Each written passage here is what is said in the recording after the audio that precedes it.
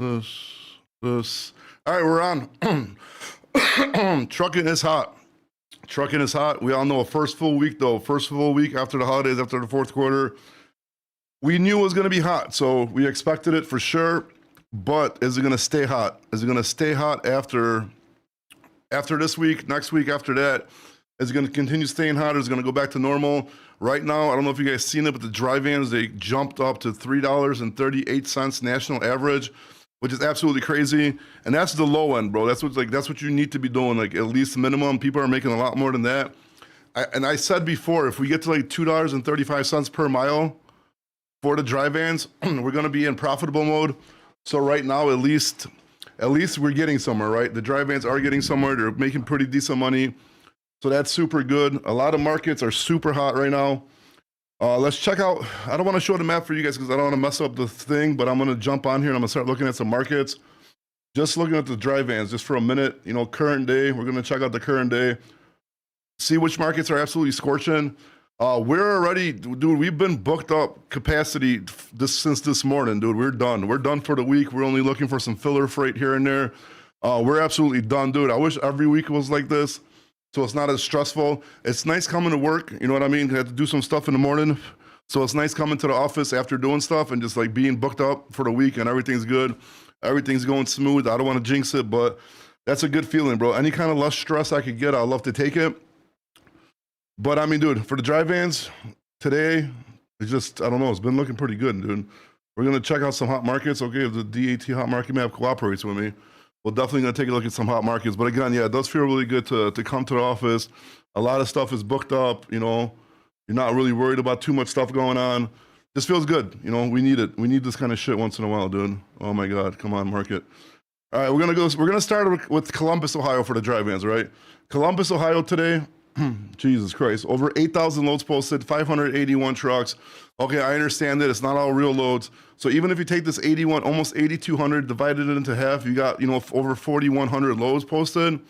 And say if you double the truck count, just say you're at 1,200 trucks, right? So that ratio still is good, man. What do you think? Will it cool off soon? Doug's Heaven, I have no idea, bro. I don't want to make predictions. I hope not, because I need this kind of market. I need it to stay good. Dude, this jump on a national average from the dry vans, I mean, just not too long ago, we're under $2 national average per mile. We're at $2.38 right now. We're creeping up with the dry vans to the flatbeds right now, which is absolutely crazy. This is crazy. Like, if this keeps going, it's going to be super good. Everybody I'm hearing from, everybody's saying the dry vans are just smoking right now, dude. They're smoking right now. So I don't want to make predictions. I don't want to jinx it, but I hope we do make it to there, because that's what we really need to happen. Memphis, Tennessee market hot, $3 plus, dude. Daniel Durko, let's check it out. I mean, dude, yeah, 7,100 loads posted, 366 on trucks. Cut that in half, doubled the truck count. I don't give a shit. Hot market. I don't blame you, bro. It's definitely a good market, bro. So if you're getting $3 plus a mile, that's good. And hopefully you're getting more if you're taking shorter runs. Hopefully that's a little bit longer run for $3, because shorter runs right now are paying right now, dude. Let's see. Sorry, I'm missing comments, bro. What's your RPM for this week? Bloody spike. My rate per mile. We do shit a little bit differently here. So for me, it's a little different, but it's still good. It's still good. I can't complain this week, man. I'm happy this week. I'm smiling, bro. I'm smiling. This week is good. We need it to continue. Capacity is full. Do you mean like, yeah, dude, it's more than full, dude. They're taking capacity and then just begging for more right now. Market $10 a mile this week. Dry van, Rocky.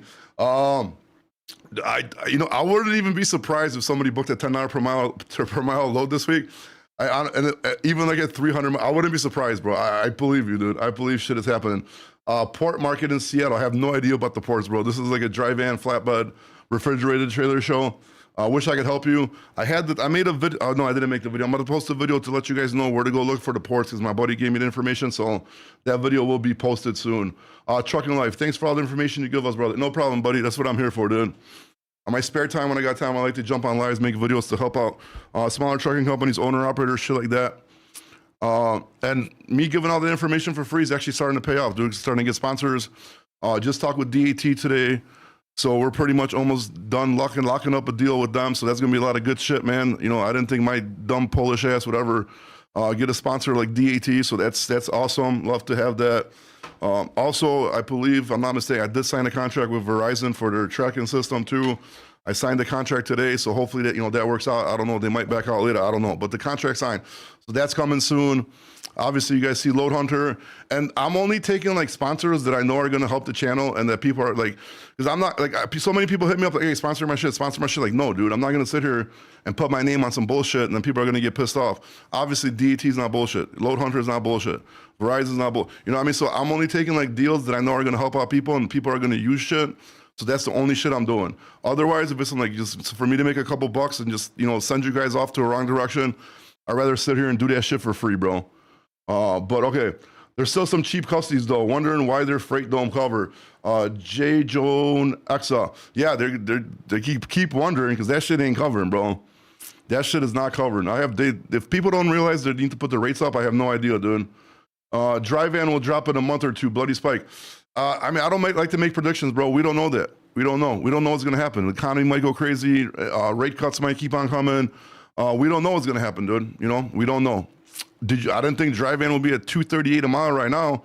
I didn't think that would happen, and that's happening. So I don't know, man. So I have no idea, dude. I mean, you sound pretty convinced that's gonna happen, but we don't know. What if it fucking takes off, dude? What if some crazy shit happens, bro, and the market just goes nuts, bro, and we start making crazy money? Then what? We booked 5 trucks. We booked all 5 trucks. Ivan Teller, what's up, buddy? Yeah, good, bro. Keep it going. Keep booking them. We got to take advantage of the show while it's hot. Richmond, Virginia to Columbus, Ohio for $2,400. Ducks Heaven, that's super good. And then out of Columbus, Ohio, super hot market, bro. You're going to get a lot more money out of there. So you got good money going there. You're going to get good money going out and just good money everywhere. This shit needs to continue. All right, what else we got? I say first thing when you answer the phone, you should say it's not enough. Yeah, right? Like, sorry, bro. Money talks, bullshit walks right now, bro. Pay up or shut up, dude. I ain't taking that shit. Okay, let me try to catch up on these comments. My bad. Hold on. What are the comments? Jesus Christ, sorry, guys. This comment shit's jumping everywhere. Cruzo, St. Hangsgate, Iowa. Why, what happened? We couldn't cover a load in Iowa today, or what's going on with that one, bro? Anything coming out of Minnesota? Big dog. Which equipment, bro? Let me know which equipment. I'll be more than happy to look it up for you guys. I got 14. Happy, I'm gonna let you on, but don't fuck this up, dude. Because I'm not actually. Wait, dude. Wait, we'll do the phone calls in a little bit, bro. Let me go through this shit really quick. And stop giving out people's fucking phone numbers at the end of the lives, bro. Be fucking, you know, be grown up, bro. Don't be a baby, bro. Yeah, okay. I'm not even answering your questions, Marcin. I'm not even answering your questions, bro. I hope we didn't pay that much out of there. Anything? Okay, Minnesota, you didn't tell me. Diesel went down to a good price, $2.49 a gallon out of Oklahoma City. That's good. Yeah, you see, diesel's down and the rates are still going up, bro. I watched a video from one of these damn TikTok guys, dude, and he's like, "Oh, fuel's going down, so expect your rates to go down." Yeah, what the fuck are you talking about, dude? No, your rates are gonna go down if the market goes down, dude. If this continues being that hot, I don't give a shit if they're giving away free gas at fucking Flying J, bro. Those rates are going to be crazy if the loads outweigh the capacity of trucks, dude. Like your fuel, if you're locked in with a customer, then yeah, your fuel surcharge is going to go down. If you're locked in for a rate, then yeah, I understand that. But the spot market, bro, that doesn't matter what the fuel price is. It matters what the supply and demand is, bro. Okay, heavy haul, 105,000, Washington flatbed market, please. Dude, the specialized shit, overweight, over dimensional is going to be more truck stop, bro, so I don't want to give you false information, trucker Brent. What is your opinion on getting a TWIC card? BNL. If you're a driver, just get it, bro. Get a tanker endorsement, get a hazmat endorsement, get everything, bro. All those endorsements are going to do nothing but help you out. That's the truth, bro. Best flatbed trucking company in your opinion in regional Midwest. Safari Louis. I'm biased on that one, bro. My buddy got a flatbed company, so I'm always going to say his company. Road King Express. I'm going to go with them, bro. That's just my opinion. Heavy haul flatbed, Washington market. I think we went through that. What if you get sponsored by the Somalian daycare centers? Faster appeal. I don't want to get sponsored by them. I want to own them, bro. Can I be like a Polish Somalian guy, dude? I'll open up some daycares right now, dude. Right now, dude. $2.68 a gallon like 10 years ago. Damn, I'm old as shit, bro. When I first started driving, when I had my little purple Dodge Neon, bro, gas was like 98 cents a gallon, dude. Sorry, okay, let's go back, trying to catch up on these comments. Jesus Christ, why is this jumping around everywhere, dude? What happened? Sorry. All right, sorry, trying to catch up. Okay, daycare, we went over that. Maxi Flatbed Washington Market, Trucker Brunt. I'm telling you, there's gonna be truck stop, bro. I'm not gonna be good information for you. I don't want to give you BS info, and you're gonna be pissed at me, bro. Freight's gonna shake again. I hope so, Drew. Thank you for replying to me, bro. That was good information. I needed it, so now I get to negotiate my shit. It turned out that that Cascadia got a new engine put in, bro. It's got only 250,000 miles on it. So text me if that makes the value go up a little bit or not. Trucker Brunt, I've been meaning to look into that. Bro, I told you it wasn't because of the holidays. Eddie, bro, I told Eddie, I don't know if he didn't tell me, because I've been saying that the whole time, dude. Everybody's like, because everybody kept like talking shit to me, like, oh, it's only the holidays, oh, it's the snowing, oh, it's bad weather. Like, no, bro. Like, dude, it's the numbers statistically just here. Let me look at it now since I got it up. Thank you for bringing that shit up, dude. So now we got the new numbers from December 2024 to December 2024. So let's check this shit out, right? For the dry vans, bro. Spot load post. It's up 54. It was 20% last from November to November 24 to 25. 54% more spot loads posted, bro, from last year to this year in December. The truck posts are down 3.1%, dude. So basically, the loads went up 54%, how many are posted, and the trucks went down 3.1%. That's absolutely wild numbers, bro. And then people are like, oh, no, this is just normal shit. No, it wasn't normal shit, dude. It wasn't normal shit at all, dude. That's why I was a little bit excited, but it is what it is, bro. Yeah, van load to truck count, plus 46%, dude. Yeah, the spot rates didn't go up much, but the amount of loads compared, and then the number of trucks went down drastically, bro. In 2 months, California is removing 20K drivers. Make sure you change the need for truck. Yeah, I know. I keep on hearing they're doing it, they're not doing it. It's paused, it's not paused, Ivan. So hopefully it is paused. I mean, hopefully it goes through, because I'm sorry. I feel bad for people, but it is what it is, man. They fucked up our trucking market. We need to get it back, dude. That's what I'm saying. All right, dude, Jesus Christ. Why can't these comments just stay in place? Why do they keep jumping, bro? Bro, I didn't give out anybody's number. Not according to your boyfriend, Roger. He said you did, bro, so I don't know. Talk to him. I got 6K from Wisconsin to Pennsylvania. That's not bad, bro. That's not bad. What is it, like 1,100, 1,200 miles max, dude, depending where in Wisconsin you're at, depending where you're going to PA.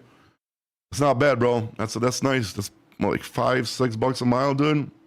And then PA is hot, too, dude. PA is hot, too. Fuel won't go down for another 2 or 3 years till Venezuela pops off. Fuel's going down already, dude. Fuel's going down already, bro. Broker attitude still the same, though. Same percentage, though. What do you mean broker attitude still the same percentage, though? Right now, brokers are probably eating dicks, dude.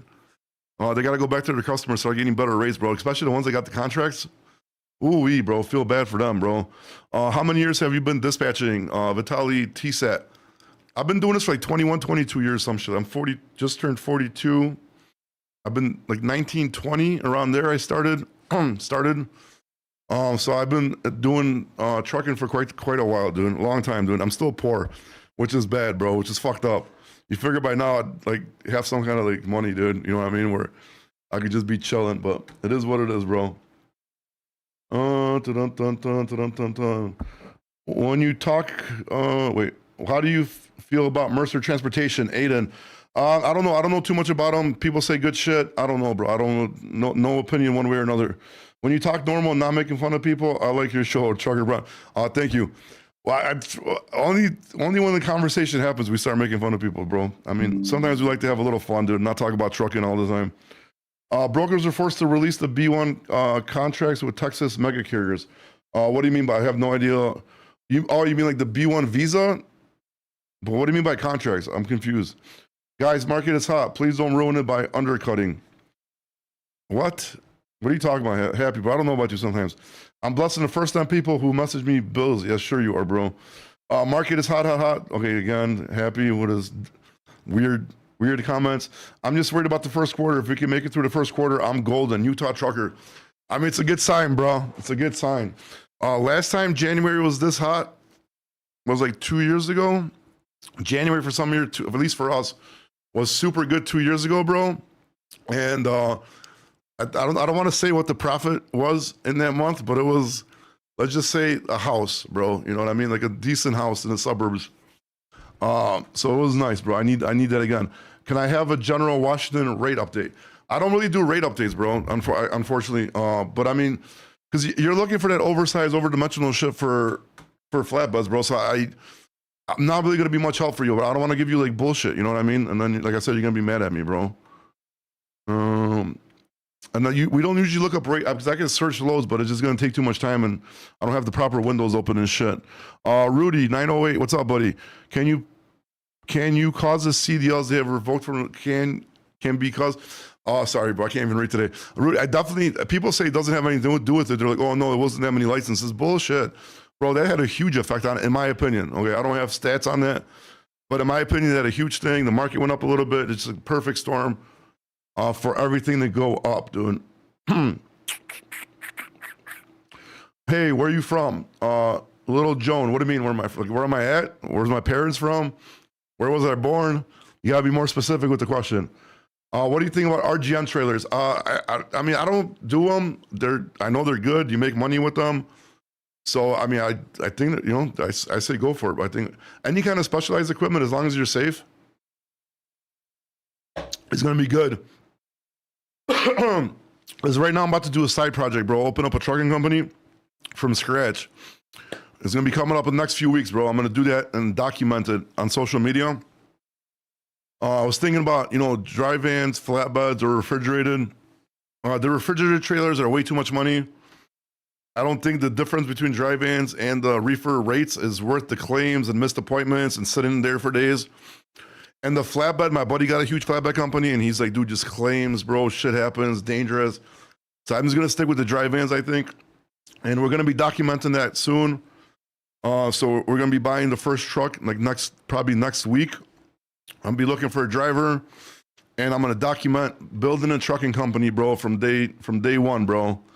So that should be an interesting content, I think. We'll see. Fuel in Washington down to 368. That doesn't. Yeah, this sounds like a lot. I just filled out my car for like 254, 264. I know it's regular fuel, it's not diesel, but at my house. Which, man, now that I got rid of my V8 cars because the market was so bad, and I got a fucking Altima. Now fuel wants to be fucking low, and I barely spend any money on gas anyways. That shit gets like 400 miles to the fucking tank.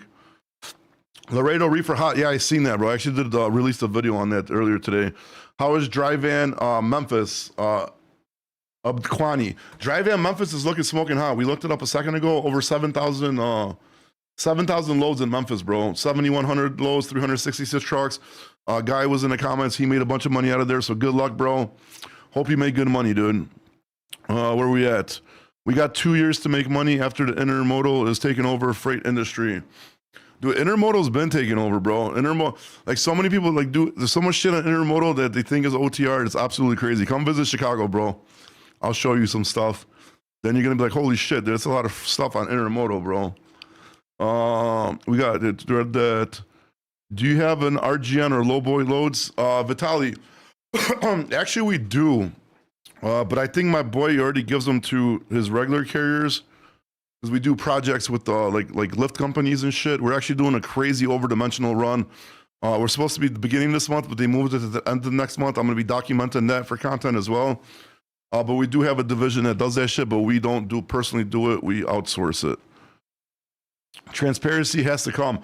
No, dude, you guys are in your transparency, bro. We don't need broker transparency, dude. We don't need broker transparency. It's not going to do nothing, dude. So right now the carriers are making all the money, right? So now when you call a broker for a load, he's going to be like, what's your operating cost? Everybody has a different operating cost.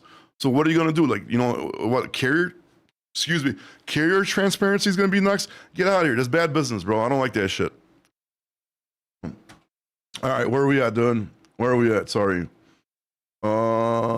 Jesus Christ, a lot of comments. Sorry, I'm trying to catch them up. Memphis, when that? I'm new here. Okay. Yeah, sorry, Trucker Brunt. I just don't want to give you bad information, bro. Like you should have truck stop for those kind of specialized shit. Just go like a truck stop. They'll give you better info on that. Where are we at? Where are we at? Bobby Rebel, not good for the heart. Hey, what's up, George? Yeah, I know. Just don't tell my wife. I'm not supposed to be drinking them, dude. It's a secret. How's the Illinois dry van market? Illinois, dude, Illinois, Chicago, a lot of, oh my God, stupid freezing map. A lot of volume, bro. A lot of volume in loads and a lot of volume in trucks. Chicago North, 10,000, over 10,000 loads posted, 2,800 trucks. So I think that's almost like a 1-to-1 ratio because a lot of people in Chicago don't post their shit. So the truck post is going to be off. Southern Illinois, Chicago, 8,500 loads, 1,578 on the trucks. So it's a lot of volume, bro. I'm pretty sure you're going to get a good load, but I'm not sure how much the rate is, bro. But a lot of people have been saying that they're getting good money, man. They're cracking people, so. What up, hey, what's going on, Fisherman? Nice to see you back, bro. Is Amazon contract good? It could be. I mean, I don't know what your contract is, but sure, Amazon has good shit and they have bad shit. Hey, what's up, Cisco? I run Nebraska spot market with a 53 stop duck and rates are tanking. That's because you're in Nebraska, bro. Dude, get out of Nebraska. What are you doing in Nebraska, bro? The loads have always been there, but they weren't reliable to Americans, just for Texas mega carriers. Oh, it's some kind of low. Sorry, bro. I'm not sure what you're talking about exactly. All right, where are we at? Sorry, let me jump over here now. Rudy, do you know about equipment prices like dry vans or any people looking to buy or sell? Yeah, I'm actually I'm about to buy 2 trucks, dude. 2 trucks. And start a trucking company, bro, and post it for you guys so you guys can watch it. Starting that shit from day one, dude. We're gonna document buying the trucks, document getting the drivers, document booking freight. We're just gonna do a whole bunch of content, bro, on doing a trucking company and then actually being transparent with the numbers, what we're making, what we're losing if we are losing. So I'm gonna be super transparent about that. I think it's gonna be a super cool thing to do. I was just trying to hold off on it because right now we're waiting because we have a lot of payments that we need to get from one of our customers, but it looks like they're going through this Friday. So I don't want to announce it completely yet, but yeah, it's happening. It's happening. You got to do your own repairs. Nah, bro, I'm going to call you, bro. You're going to come do the repairs, Happy. You got fucking 17 drills, all those tools in your truck, bro. You're going to be doing the repairs, bro. 3 weeks ago, government load. I've got a load from Chicago to Livermore, California. Laboratory, $4,700. I mean, from Chicago but that's Livermore's North California. $4,700 Chicago to Cali is not bad, bro. That's a rail fucking lane. You know what I mean? So I mean, I don't think that's bad, bro. I think that's a decent rate. Good rate. Zion, Illinois to Brooklyn Park, Minnesota for $2,300. Corollas, but I know you're joking, right? I mean, it's 800 miles, dude. 8, 16, 24, not even $3 a mile, dude. I mean, I don't think so. Not for this market. I wouldn't do it personally. And then you got tolls. Don't forget about the tolls. Don't do it, bro. Don't do it. It's a government load. Yeah, it doesn't matter if it's a government load or not, bro. You could have you could have military government loads, and it doesn't matter. It's good at a rate. I mean, it's a decent load. 4,700 from Chicago to anywhere in California is a good rate because you got all the competition with the rail carriers. You should cap your driver at 3%. Yeah, right. See how many drivers are fine when I tell them that shit. Route or leasing prices. You gonna buy trailers or lease? I'm gonna lease them, bro. Because dude, stupid. Right now, the quotes I got from Milestone on a no contract, bro, like a 2022 to 2024 dry van, no contract, month to month, $425 a month, bro. That's. And then if I did a 3-year contract, it'll be like $300, bro. It's like free right now, dude. They're giving away free equipment. It's absolutely crazy, bro. But then the market's gonna fucking pick up and they're gonna go back trying to scam those prices again, dude. So right now is the time to get this shit, dude. I can still get it for cheap, bro. $250 an hour. Gee, bro, I'll get freaking I'll get it for way cheaper than that, bro. Where are we at? Sorry. I'm actually going on a shopping spree at Harbor Freight soon. Yeah, you should get another drill, bro. You need an 18th one. Hey, what's going on, MJ? Arkansas going up to Florida, North Carolina, South Carolina. This one trucker. Is that the lane you're doing? Is that what you're saying, bro? Sorry, I'm trying to understand what you're saying. McAllen to Atlanta, $4,500. Surge Watt. Zion, Illinois to Brooklyn. Oh, Brooklyn Park, Minnesota. Jesus Christ, my bad, bro. I thought you were talking about fucking Brooklyn, New York, dude. I didn't read the rest of it. My bad, Corollas. My bad, sir. My bad. Yeah, that's super good rate, bro. Super good rate. My fault, bro. I'm going through like 3 chats, bro, trying to go back and forth. I just seen Brooklyn, didn't look at the Minnesota part. Yeah, of course that's good. And then Minneapolis looks like it's pretty good too already, bro. So yeah, Minneapolis 4,500 loads, 280 trucks. So yeah, you're good, bro. You're good.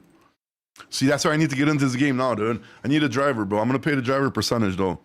I'm gonna pay the driver percentage. I think I'm gonna do it fair too, because I think what I'm gonna do is I'm gonna offer the driver like 32, between like 30 to 32% of the gross, but then we're gonna minus out the factoring fee and the dispatch fee. So that way I'm not gonna be cutting rates from them or lying to them, changing rate confirmation. We're gonna make it fair, dude. So there's gonna be like a 4% dispatch fee, factoring fee, and then after that, he gets 32% of the gross. So that's what I'm gonna do. And I think the first truck's gonna be a Western Star, dude. I think I'm gonna go with a Western Star. That's what it's looking like. Either that or the first two is gonna be a Cascadia and a Western Star. That's what I'm going with. How much are you paying your drivers, Ivan?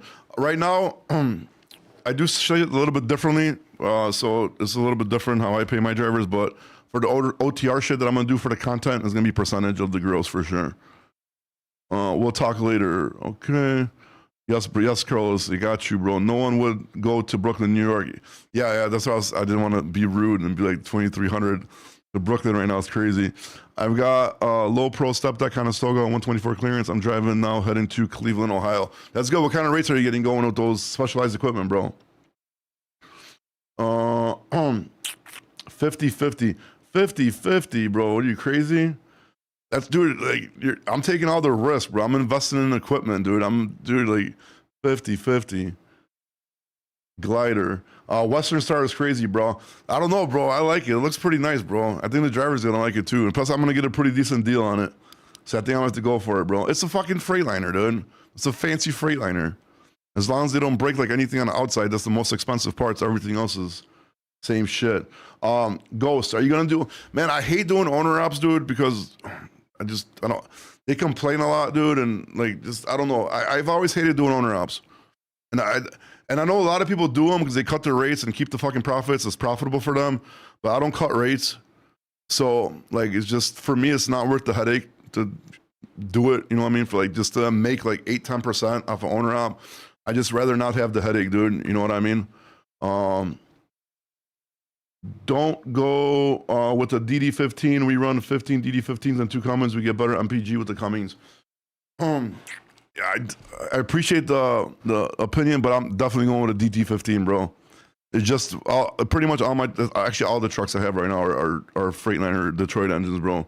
I have to do it, bro. I can't do Cummins. I can't do any other engines. I just can't do it. 50% for driver, that's crazy. I said 28%.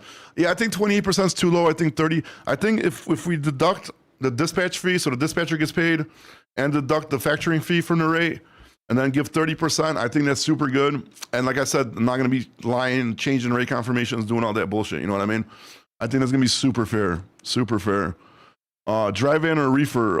Ivan, for which one? For what we're talking about? Drive-in. DD15 is cheap to work. It is, that's why, man, I'm telling you guys, bro, ever since I was younger, when I first started buying trucks, once I seen that the Detroit engines had the removable fuel injector cups, you just take those motherfuckers out. You don't got to open the top of the engine. I fell in love with that shit. I don't know if the other engines do that shit now. I don't really care. Like, I'm just Detroit, dude. I'm just Detroit. I bought a Volvo here and there if I got like a good ass deal on it, but I just don't like them, bro. They look nice, but don't like them.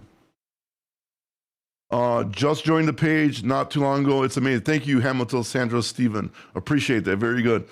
Ghost, 33% is good. Yeah, sure. I'll give you 35%, but let me cut the rates and lie about rates and shit like that. You know what I mean? Then no problem, bro. But if you want to be straight up, honest, forward, what's going on? I mean, I think that's super fair, bro. We have a caller. 1 + 1 = 1. What's going on, man? How's it going? Good. I had a question. What about hazmat loads? Okay, they're good. Like for what? Like just for dry vans and shit? No, for like tankers and stuff like that. Oh, yeah, that's unfortunately, bro. That's not like the show's more for like dry, refrigerated, and flatbed stuff. That's kind of still goes. Like I'm not really like no expertise in like tankers and shit like that. So I probably wouldn't be much help for you on that one, man. All right, no problem. Thank you. Sorry, buddy. Have a good one. You too. Volvo is strong, but too expensive parts. Yeah, I mean, they look decent, dude. I can't wait to go to that trucking show. I want to see a bunch of these trucks, dude. I want to check them out. I want to do some YouTube videos, reviews on these trucks, see what's going on. Definitely want to see that shit. It's fair because you're going to do the right thing, not doctoring the reg. Yeah, correct, dude. You know what I mean? Because a lot of people are like, yo, we'll give you more, but we're going to, just lie. Like, no, I don't want to fucking lie, bro. I don't want to do any of that shit. I want it to be fair. I want the driver to make money. I want the company to make money. I want everybody to be fair.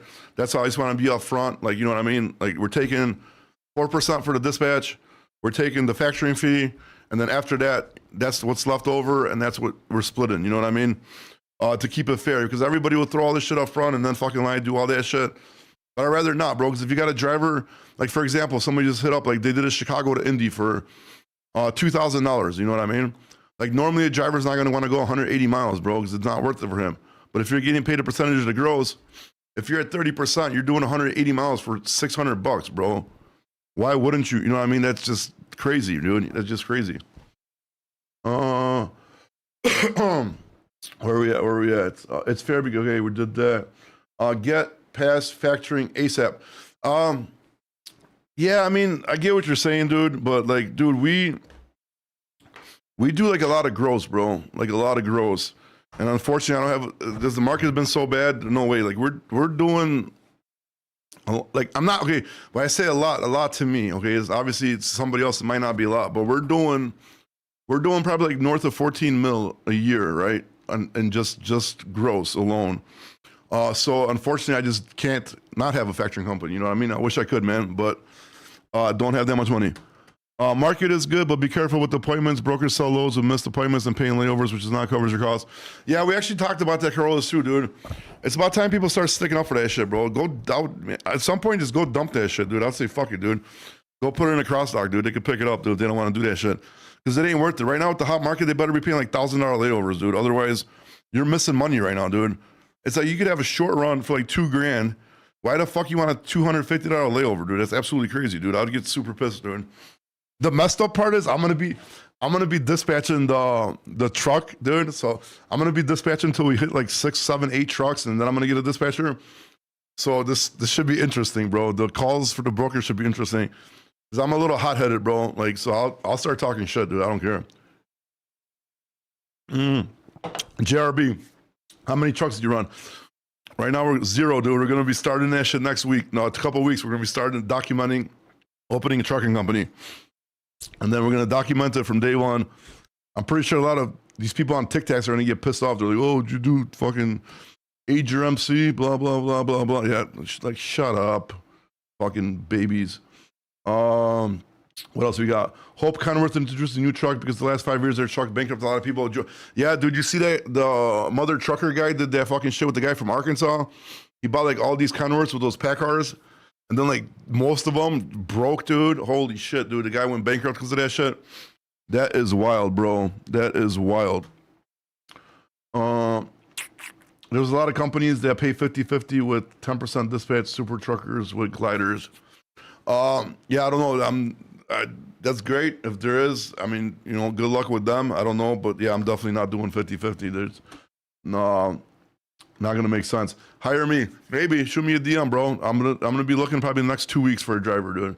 Locking the truck in, 2 trucks in next week. I gotta see when they're gonna be ready. I got my wife working on the plates and all that kind of shit. So yeah, just shoot me if somebody's interested. Shoot me a DM, dude. And as long as you're cool with being on social media, because I'm documenting this shit, bro. It's gonna be all documented.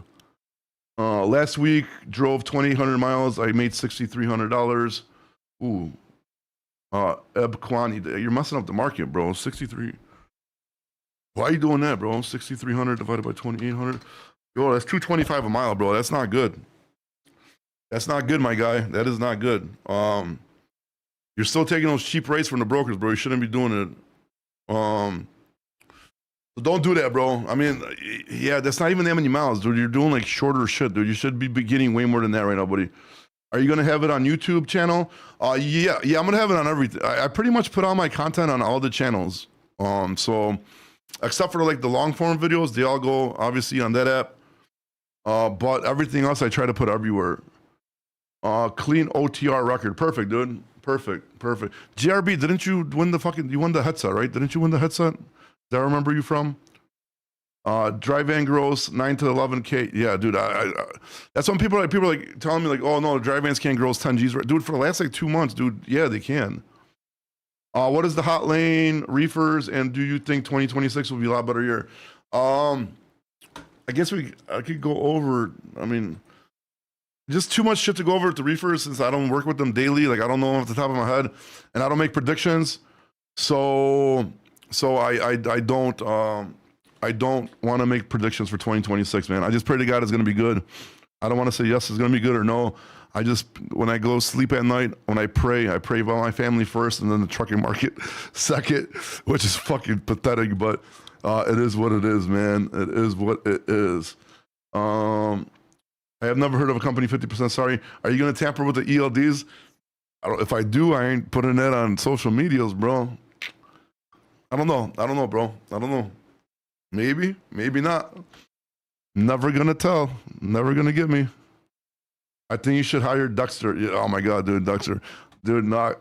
I already have to listen to him on the fucking lives, bro. If I have to listen to him and I call him to dispatch him, I'd shoot myself. I'll check it after the live. JRB. Jason, yes, I have been in the shop to see. I have never been. Damn, you never to the shop. I thought I sent it to the house. I don't know. It definitely should have came in, bro. I sent you the tracking number. Just check it. So that's good. Factoring rates these days. Bro, right now, I mean, if you guys are looking for factoring, I'm actually about to land a deal with the DAT factoring thing. But right now, dude, even if you're a small independent company, you should negotiate 2% max, bro. And then if you really want to know how to do it, shoot me a DM. I'll tell you. I don't want to announce it because I can't. I mean, I probably could, but I'm not going to. But right now, 2%, bro. And if you should get 2%, bro. No matter if you have one truck or whatever. If you're smaller, don't pay more than 2%, dude. Bobby's factory service. No, it's actually through DAT, bro. They bought the factoring company. So I'm almost done. We're negotiating still, but we're almost done, dude. We're at the final stages of finishing up our negotiation for the load board and for their factoring company. I'm super excited about it, dude. Super excited about it. You're the one that was on the first factoring rates, went over that. Still on the road. Jesus Christ. Yeah, 3 months at a time, bro. I definitely want you to be my driver, bro. I'll put you in that Western Star, bro. Put some LED lights for you, bro. I'll put like a 40-inch TV in there, bro. Put some like nice lotion and tissues back there, bro. So you take care of yourself when needed, bro. If you're out there for 3 months, I'll even get one of those little foot massagers for you, bro. So we'll definitely do that. 1.5. Oh, like 1.5. You're not gonna get 1.5 unless you're doing serious volume, bro. You know what I mean? Not if you're doing serious volume, it should be like a 0.8. You know what I mean? But if you're doing decent volume, you're gonna get a 1.5. If you just got like 1, 2, 3 trucks, 1.5 is gonna be super hard to get, unless you get like a shitty factoring company. 2%, no recourse with the DAT factoring, George. Which actually, bro, I was talking to him because we had like a whole meeting. Like I'm actually gonna switch, I think, my factoring company to their shit. Because they got a badass factoring company, bro. I wasn't even, like, nobody even knows about it, dude. Because ever since they cut off the OTR solutions and they bought their own shit, dude, it's a badass system, bro. They, like, bigger brokers, they fund like 15 minutes, dude. Same day funding, like, it's crazy, dude. It's crazy, dude. And their credit checks are already on the DAT board. So when you see that dollar sign on the left-hand side on the DAT load board and you're looking for loads, that's when you know they're good to factor. As long as that dollar sign's there, you can factor that company, and they have no recourse, which is crazy to me. I was like, how the hell do you guys not have recourse, dude? But they don't. Happy, 1 point. Bro, you don't got 1.5, dude. You got one truck, dude. And if you got 1.5, you probably got some freaking Indian factoring company and shit, dude, from like Washington or something. With the wax. 1.5 with one truck. Really, that's not bad. If I believe the other guy, I don't believe Happy. But if you got 1.5 with wax, that's for one truck. That's not bad. Is it recourse though or no recourse? What do you think of Denim Truck Stop? What the fuck is Denim Truck Stop? Is that don't tell me that's that mother trucker guy shit he tried pulling. Calvin Lee, I got one truck, I don't factor shit. That's good, bro. If you could afford not to factor, that's good for you, and that's the best way to do it. Don't factor if you don't have to. 100%, dude, you know? Y'all run spot market too with your company? Yes, how's it going? Good, how are you? John's kid. So I wanted to... John's kid, what, dude? What no, it's not. It's not. Yeah, it is, dude. Why do you do this past your bedtime, bro? I'm not a kid. I just have a question. What do you think? Okay, so obviously market last couple of weeks been crazy, more than you've seen in the past 3 years. Do you think it's more with the non-domicile now, more than ever? Shit, this isn't John's kid. This is a real person. The rates kind of stay. Wait, one more time, because this is a serious question. I really thought this was John's kids, dude. So with the whole market, how it's been the last 3 weeks, it's been absolutely crazy with rates, especially Chicago area. Do you think non-domicile probably has the biggest factor in playing with the market's way it is right now? Do you think that could be the biggest indicator for the rates staying the way they are, or not? Obviously, not going back to where they were before. In my opinion, the market turning. In my opinion, this is just my opinion. Okay, I mean my opinion based on some fucking research, I guess. But everybody says that the number of getting rid of the ELPs and non-domicile is not that much, and it would not affect the trucking market. I'm gonna have to say bullshit. I think it is, and I think it did affect the trucking market. And on top of that, let me go pull this up again really quick. Well, I feel like how could it not affect it? It had to affect it somewhat. Oh, yeah, that's what I'm saying. 100%. Yeah, I agree with you. But you see, like the spot load post from December 2024 to 2025 were up 54%. That means there's a lot more loads being posted and less trucks being posted. So I think it's just a little bit of everything. And just hopefully it keeps going, Hopefully it keeps going. Well, that too. And then do you think, I mean, how much production with the tariffs and everything came back into United States? You think that the tariffs were never enacted, dude? The tariffs have never been enacted. Well, yeah, I don't think. Show me a tariff that's been enacted. Then all it was is talk. It's threats to fucking get deals done to exactly. To get better deals. Wake up, dude. But man, you believe everything they've read? No. She's right. There has been some tariffs, and I got to look up which ones because we are making money off tariffs. So something happened with that. But most of them were just negotiating tactics to get better deals with other companies, with other countries. We enacted tariffs on countries that we've loaned billions of dollars to. You can't go to a bank and get money for free and not pay it back. So we've taken in roughly $100 billion so far. I think interest rates. But they were all in countries that we've already had tariffs. It's got to play. It's got to play somewhat in a factor with the whole perfect China hasn't seen a single tariff from us. With the non-domicile, with everything, with how the market's been. By the way, California just lost that case. When's the last time you've seen a market like this? Dude, you haven't seen a market like this since COVID. Dude, let's see, 2019. Dude, drive-ins are 238 national average. Went out in 2019. 2019 went out last year. I mean, even 2019 wasn't that bad, bro. Even today, the national loaded truck average for reefer is 21, and then for vans, I think it was like 15 or maybe 18. Wait, one more time. That's still that's pretty high. What the numbers? Loaded truck ratio today for national averages. 21 for reefer I saw, and then I saw 15 to maybe 18 for vans. Yeah, we have 300,000 less drivers in the industry from basically 4 years ago, 2022, and yet you have missed freight and the rates aren't through the roof. So explain all that. What do you mean the rates aren't through? The rates are through the roof right now, dude. It's only because it was holidays. Through the roof. Dude, it's not because of the holidays, Dexter. No, but even last year, the holidays, like the rates weren't like it went up and nothing like this for this year. Nothing. I mean, you're going. I'm seeing Chicago to Indianapolis right now. Reefer go for $2,000. Yeah. I mean, when's the last? You telling me that was from last year's too?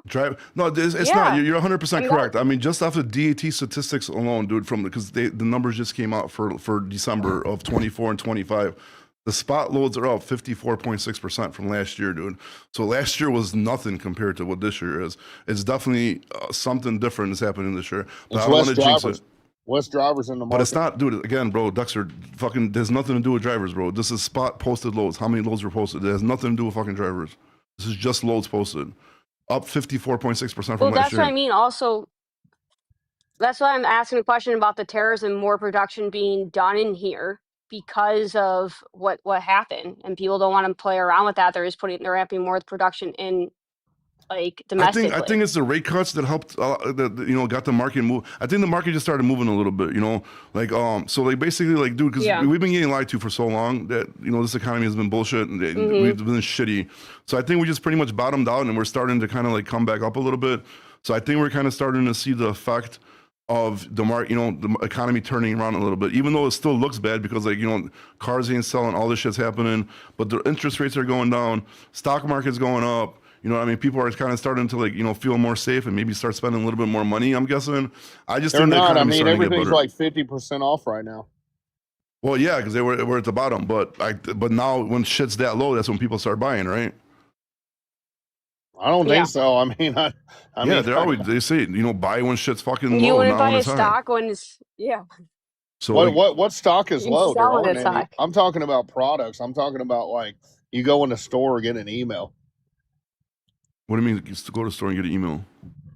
Yeah, like the products they're selling in the stores, they're also selling online, and they're like, "Hey, buy this for 50% off, 40% off." I mean, I'm seeing companies that normally never like cut off the full price. Well, they have to. Free shipping. Dude, look at what they did through COVID, bro. Even they fucking if you're jacked their buying prices up, and then they're charging people, making all this fucking even crazy if you're money. buying online, Go ahead. even if you're buying online, it's still going to a distribution center, still being put on a truck to ship somewhere. Yeah, exactly. That's what helps us more to ship online. Moving the economy. Yeah, I totally agree with you. I mean, it's completely different. Like I don't know what it is. I hope it continues. And I mean, we're really gonna start seeing next week and a week after that. You know what I mean? Then we're gonna be able to kind of like judge it a little bit better. Because right now we could still say is the after effect of the fourth quarter holiday season. All the shit that didn't move from, end of last month and now it's getting pushed into this month. So next week, we're gonna see a little bit more. The week after that, we're gonna see a little bit more. And if it's still like this 2-3 weeks from now, then I'm gonna be happy a little bit. I think it really comes with also like the customers too. Like I think they got to see it, and hopefully they pay more. I mean, I know they're starting to. They have to pay now during this market. I don't know anybody who's. Well, this whole month is going to be all more. about return items. What? Especially in retail. What does that Bobby, have to do with how you trucking? doing? Hey, what's up, bro?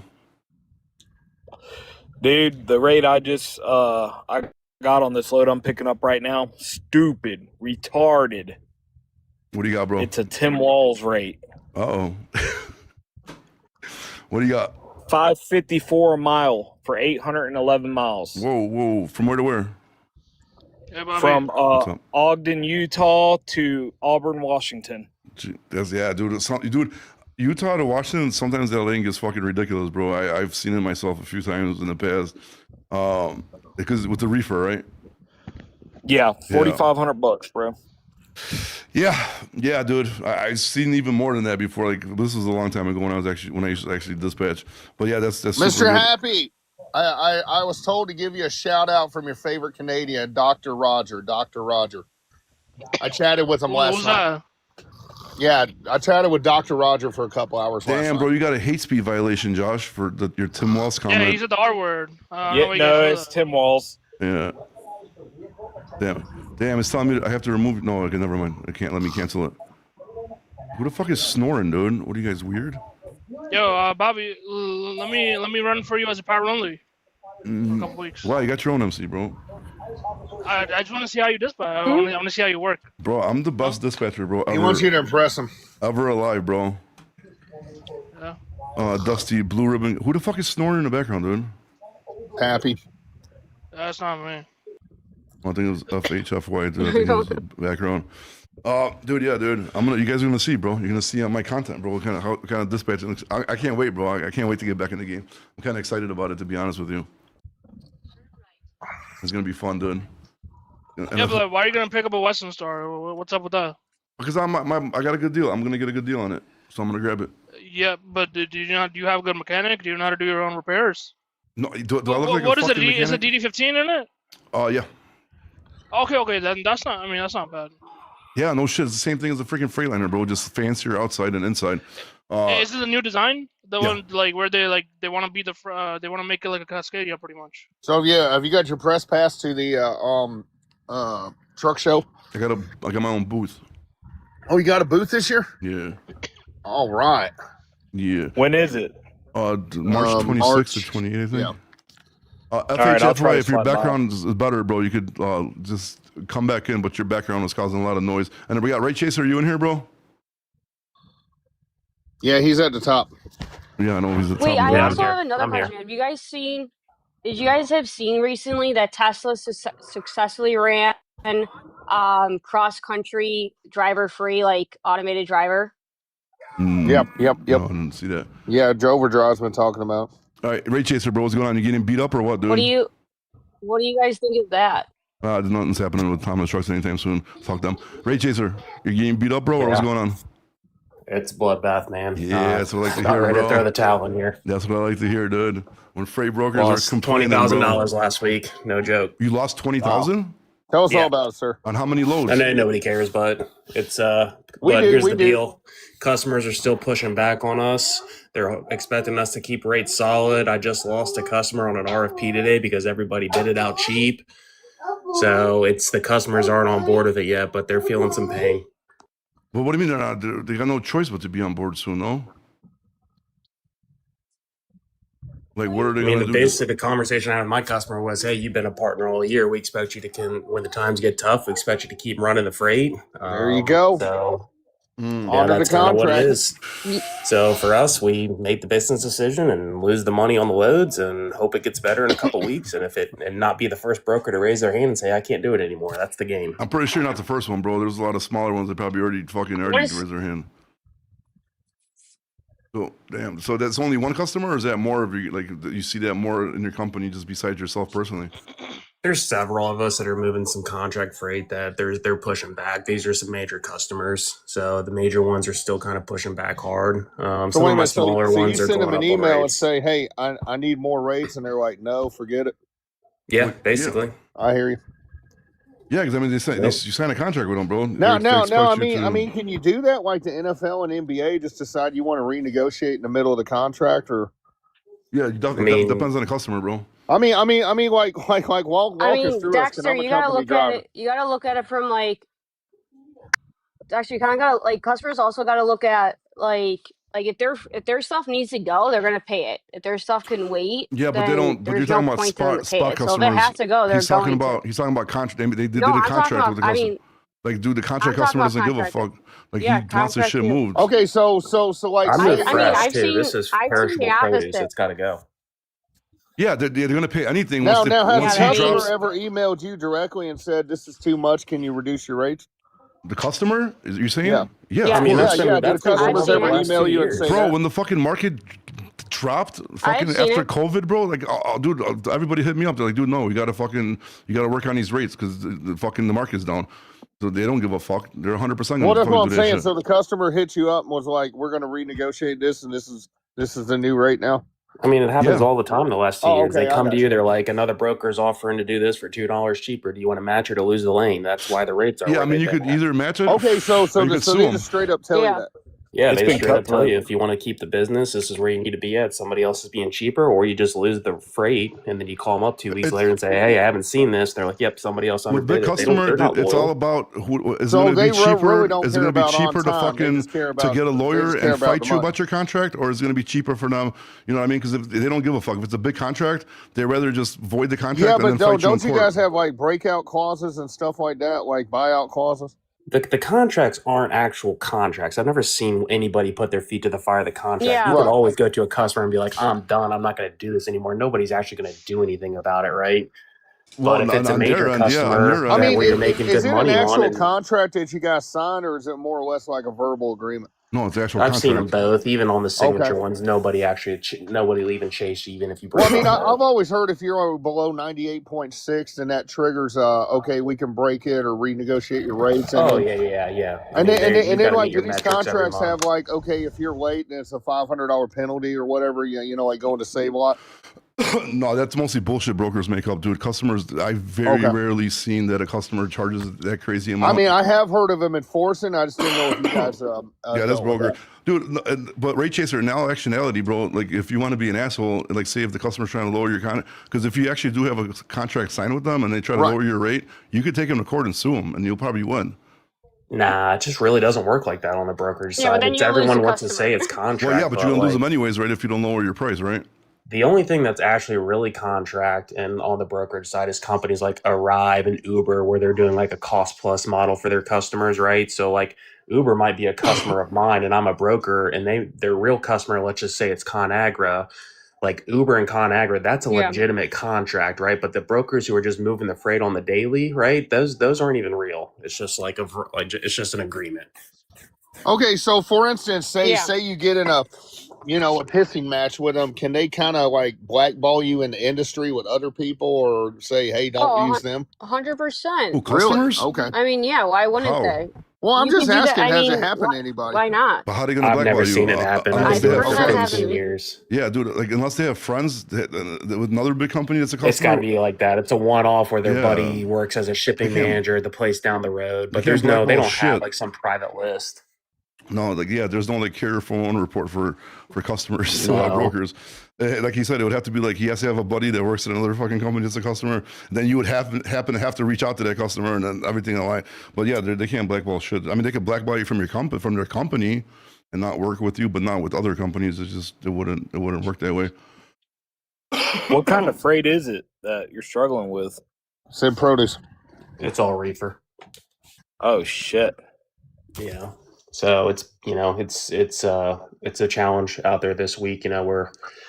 It's tough. We're losing money on every load, and you're fighting that battle in your head. It's like when are we gonna actually push back on the customer, right? Because you don't want to be the first one that does it. That's kind of the game as the broker. It takes 4 to 6 weeks for all this to catch up. You just don't want to be the first one that does it, because the first one gets the whipping, and then everybody else gets to redo the rates. Now, when you guys are pricing out your customers, for example, do you do the same shit like C.H. Robinson does, where they have the model of, okay, we're gonna lose these months, profit these months, and they kind of like average it out through the whole year? Or how do you guys do your pricing? Everybody has their own control on that, but like major shippers, contract freight, yeah, you take that into account. When You Florida's should popping be. off, Tell Mike. you'll be We'll get losing. you 24/7 access. Get Okay, you up? so it affects your rates, which means it affects the driver's rates. Why would it affect the driver's rates? Less than the driver takes less, or do you pay them the same? Well, no, they I gotta mean, you lose got to money. pay whatever the market dictates. That's what I'm saying. So it's- the drivers are taking a beating too. No, they're No, making the money. drivers To are the just company, getting paid whatever the trucking market companies. is. Yeah. Yeah, the market is just purely supply and demand. How many loads are available versus how many trucks, Okay. right? And that's the only thing that ever dictates rates. Yeah, and that's the thing. Because I was mentioning this earlier, but I was watching TikTok, and then that dude that's I forgot his name, dude. He does like the hot shots, whatever. He's like, hey guys, fuel prices are going down, so expect for your rates to start going down. Like, what the fuck are you talking about, dude? Like, the fuel has nothing to do with the market, bro. If the market's hot, I don't give a fuck if the gas is free, bro. That rate's gonna be a lot of money, dude. So, like, you know what I mean? Like, I hear you on that one. like, it's crazy, bro. And he's telling people like I usually don't comment, bro, like on shit, because I don't want to start like TikTok beefs. But it's like, bro, it's like, what are you saying?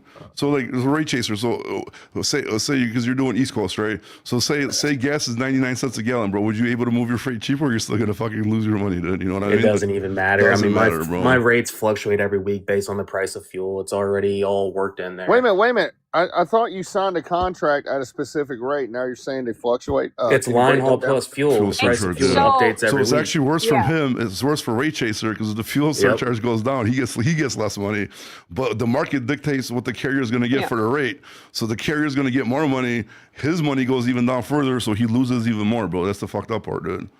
Well, I was always told when the fuel's high, the true owner operators that have their own authority like it, because the fuel surcharge is higher, so they actually pay less. Well, again, it depends on the market, bro. Like, it doesn't matter. Like, if the market's hot, like, then customers are gonna pay even more if the fuel goes up, because then the prices go up. But if the market's dead and the fuel surcharge goes up, you're gonna pay more for gas, and you're not gonna get more money if the market's dead.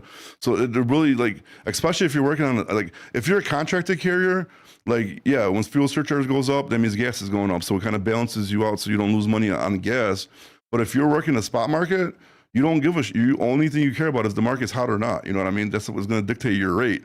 So that's why like Rate Chaser is screwed because they did these fucking, you know, they did these RFPs, RFQs, they won the lanes. Now gas went down, so his money went down. The market went crazy, so now he's receiving less money and spending even more money, which is like a double fuck, right? Yeah, basically. I mean, it's not pretty. But here's what I really think is going to happen, right? You know, I told you that we lost some lanes and stuff today on the results of an RFP that we quoted What early exactly is an December before RFP, things sir? got crazy, Request for right? pricing. I'm sorry, I didn't hear you I say. knew Request that for pricing. Oh, I got you. I knew that the rates were already going to be low, right? Everything was gutted out of them, all the margin, everybody was just underbidding. And then the results came out today, and then they don't go live until February, right? And I already know this customer's setting themselves up for failure. So it's like, you guys just honestly need to hold out a little bit longer because that's just going to create more opportunity for everybody. The more messed up the market is, the better everybody does. Yeah, I mean, you can't talk sense to the people too. Yeah, And like, I mean, because kind of like you said before, even though your customers may not be paying you now, but you're not the first. Like, you're definitely not the first ones to come to them. If no broker, like I'm a broker too. Like we ran to our customers, hey, this is what's going on. This is what's doing it. They may not be paying now, but they understand. Like they're like oh shoot, and yeah, but like the problem I is, run them through the whole market every morning. how I'm long? like, this is what it is. Well, how This- long like did you I take show losses them. for? You know what I mean? Like in his situation, he's under contract. His customer's saying no. So I hope he made a shitload of money before Same this. thing with him. What's up? Christmas Day, I woke up to I lost 15 grand. Okay, that's You what I'm know, saying. So Christmas Day, how long did you eat to that for? Yeah. You know what I mean? Like a month, 2 That's months? the game. That's the game we're all playing. It's 3 like, months? how long are we willing Yeah. to do it Over for? how many loads a day? I mean, I'm I mean, moving I like. was up to Go ahead. I was up to like 20 something loads a day. Yeah. So you're during right saying now like with everything somewhere ramping up. around, you know, like $300-400 a load you were losing. Mhm. That's still No, not that bad. It no, could not be even that. worse. So like for instance, I have that Chicago to Indianapolis reefer. Right. I was paying before I this already know market you're got getting hot, I crushed was on that. paying anywhere 800 to maybe 1,000. You know, it's a day run. Right. Now we can't find it cheaper than $2,000. Which I'm is still not taking bad. over G losses. They're paying for dry vans out of Chicago to You know. Not that much, dude. Yeah. Okay, I mean, so- same with me. Right? We so, were like, running how- Chicago to like Lexington, Kentucky, paying like, I don't know, $1,200. We can't. Today we booked one for 25, and that's the best it's been the last 2 weeks. Yeah, I it's got crazy. I got $1,300 and something dollars in that. $1,200 on that load alone.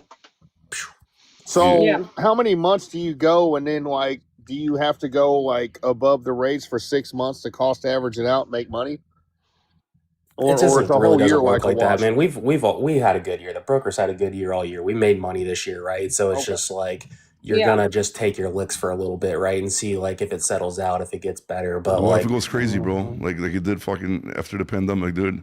Just goes that's nuts, fine. right? Like it takes the timeline is 4 to 8 weeks, and what happens in 4 to 8 weeks? Okay, the first thing that happens is the major brokerages, the top 50, 100. We have enough data, enough input to understand that the market's flipping. Okay, so we are being more careful about the rates in the freight that we're taking. Okay, it takes 4 to 8 weeks for the small guys to catch up, to quit bidding shit stupid low, right, and to realize that they can't do that freight anymore. That's how long that cycle takes. So we got to be in pain for about 1 to 2 months for anything to really change. Yeah, but what if it keeps going crazy after that? Do you think your customers are gonna finally be like, okay, Yeah. here's more money? Yeah, they'll renegotiate. Hey, Rate Yeah. Chaser, quick question. I talked to a buddy of mine. He does a lot of chicken loads, right? And Yeah. he told me he thinks the market is on its way back up not for good, but it's going to sustain a lot higher than what it has the past few years. Now, are you seeing the same thing on your end? Like, I'm not talking these $4 or $5 a mile rates. I see the new baseline being higher than what it was before Christmas whenever it settles down. I don't know exactly where it's going to land, but I don't think it's going to go back down to what it was before Christmas. So, I mean, just look at it. Van rates are up 40% year over year. This week, reefer spot rates surpass contract reefer rates, okay? National averages are all going up. Like, there's something Bro, going on in the 238, market. bro, on dry van it jumped up to, bro. And then So you're also saying the the spot USPS rate is officially above came the out this national week rate again? and they're doing non-domicile for real again. Do you know what the fucking rejection rate is right now for contracted freight by any chance? Because I have not had a chance to look it up. Oh, I think it's about I think 10%. It's I'll 10% pull No, right Sonar now. up and look real I think quick. it's even more. Yeah, it's not. It was Oh, I think 11% it's like even last more month. now. Yeah, I didn't get a chance to look it up, but depending what the fucking what the percent like the drop rate is right now, dude, on the rejection, dude. I Somebody think, says 20% in the holy comments. Jesus Christ! No, I'm bro. on Sonar right now. It's sitting at 12% today. 12%. Okay. Okay, it's lower than I expected. I was really expecting it to be like 15 plus, to be honest with you right now. When it peaked at 12.5% last week, and it's already How on much the are you paying for downfall right Sonar, now. bro? Because I need to get that shit. I don't pay for it, but I know how much it costs. It's like 15, 20K a year. 15K a year? Yep, it's What expensive. the fuck? I'd rather just stick with DAT market conditions, dude. I get almost the same data, dude. Besides, I mean, obviously, there's a lot more The added data shit. on DAT for everyday brokerages is good. You only really need Sonar if you're doing like long term like forecasting. But if you're going to use it to find out what rates are doing, you know you can find that on DAT. Yeah, because You don't DAT even and need like for the hot Sonar. markets and Sonar are pretty similar. Same exact. It's the yeah. same thing. The only thing like Sonar is good for is if like you're if you're a shipper, you're doing international freight, you're doing Yeah, there's a lot more data. intermodal. That's It why I tracks a lot wanted more it. different averages than just like van, flatbed, reefer. Yeah, that's why I kind of want. But yeah, I ain't paying fucking 15 grand. Fuck them, dude. I hate freeways anyways, dude. So I wouldn't support them. Support them anyways, dude. Because I hate them. I despise them, bro. They piss me off, dude, with all their fake fucking information. Happy's trolling you. Says Sonar's for the big boys. It's out of your league. Stick to the DAT market. Yeah. Fucking Happy is definitely in the big leagues, bro. He's top 1% of the Indian community. Fucking Happy, dude. Yeah, that's wild, bro. It's wild what's happening, bro. And again, I've been, because I was looking at the trends right now at DAT, and like what I was talking about, the spot load posts are up 54% from year over year from last December to this December, which is crazy, bro. That's a ridiculous number, no? Okay, but has the cost of operating a truck gone up as well? Dude, you can't It's judge gone that, bro. down technically with fuel. So you're saying the maintenance and everything's gone down? Not maintenance, but Well, actually, fuel technically, wise. maintenance Well, that's what I'm saying. Maintenance has gone down, bro, since the fucking pandemic charges. It has. Like, the rates started coming down a little bit again. They started getting a little super crazy. But you can't, because fuel is fuel, so that's going to fluctuate. But you can't really judge an operating cost because you don't know if somebody has a paid off truck. You don't know, like that, what their insurance payments are. Well, I'm just talking about just the general maintenance, like the tires, the oil changes, all that. I think it's pretty steady. I mean, because pandemic, everybody like gouged a little bit, then it kind of went back to. I don't really price it out because I'm a company dude, but I do notice when I drive by and see, 10 tires for like $7,000. Yeah, so I mean, like, it's really depends. I mean, insurance prices skyrocketed, Yeah, though, exactly. bro. You know what I mean? I mean, there's so many different factors that go on. I mean, I've just been reading in Overdrive that maintenance is up year on YOY, so I just didn't know if anybody else had noticed that. Well, I've paid the past 2 years. I've paid around $450 to $550 depending where I get my PM service done on my truck at. So it's kind of stayed the same. It's fluctuated a little bit, but it also fluctuates by state and where you go on who wants to bend you over the quickest. Wait, what were you paying for? Yeah, taxes and all that. $450 to $550 For what? I'm sorry, because I was reading oil change. Oh, $450. Yeah. Yeah, I mean it's nuts, bro. I mean, there's so much shit going on. Like the fucking insurance is probably going to be the biggest killer right now for people, especially if you're new dude, people are telling me they're trying to pass bills with raising the insurance to $2 million for everybody. Well, that's like $30 difference a month. That's not a big deal. It's just, is it really? Yeah, dude. That ain't shit. Just basically like the insurance costs, because all the fraud and stealing and somebody says their accidents. insurance went up 42% in the comments. Yeah, that's nuts, bro. I don't know. You need to get a new insurance agent, because I thought we were paying more than we were paying. And I asked my wife, what are we paying for insurance?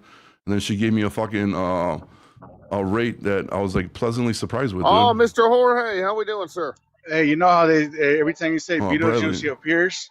Every time they say non-domiciled 3 times, do I appear? Oh, Hey, by the way, California lost the case. Hey, Bradley, I texted you about a podcast, bro. You never got back to me. And the government kept their $160 million. I didn't hear nothing you said.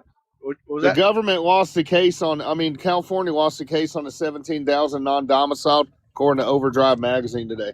Hey, Bradley, you on here? The government kept their $160 hold on, ask Bradley. Bradley, you on here? I am. What's up? I texted you, bro, about the podcast. You never got back to me.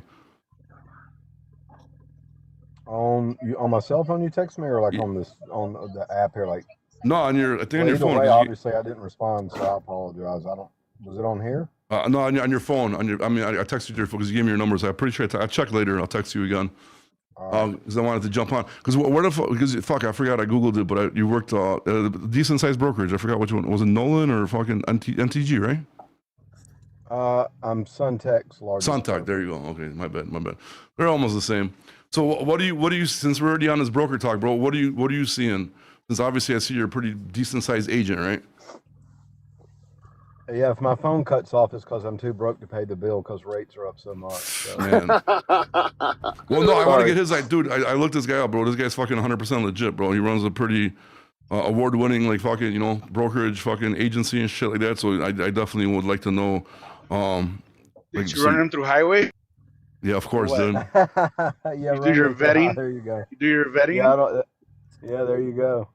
So what are you seeing, Brad? We're seeing, we're margin compression.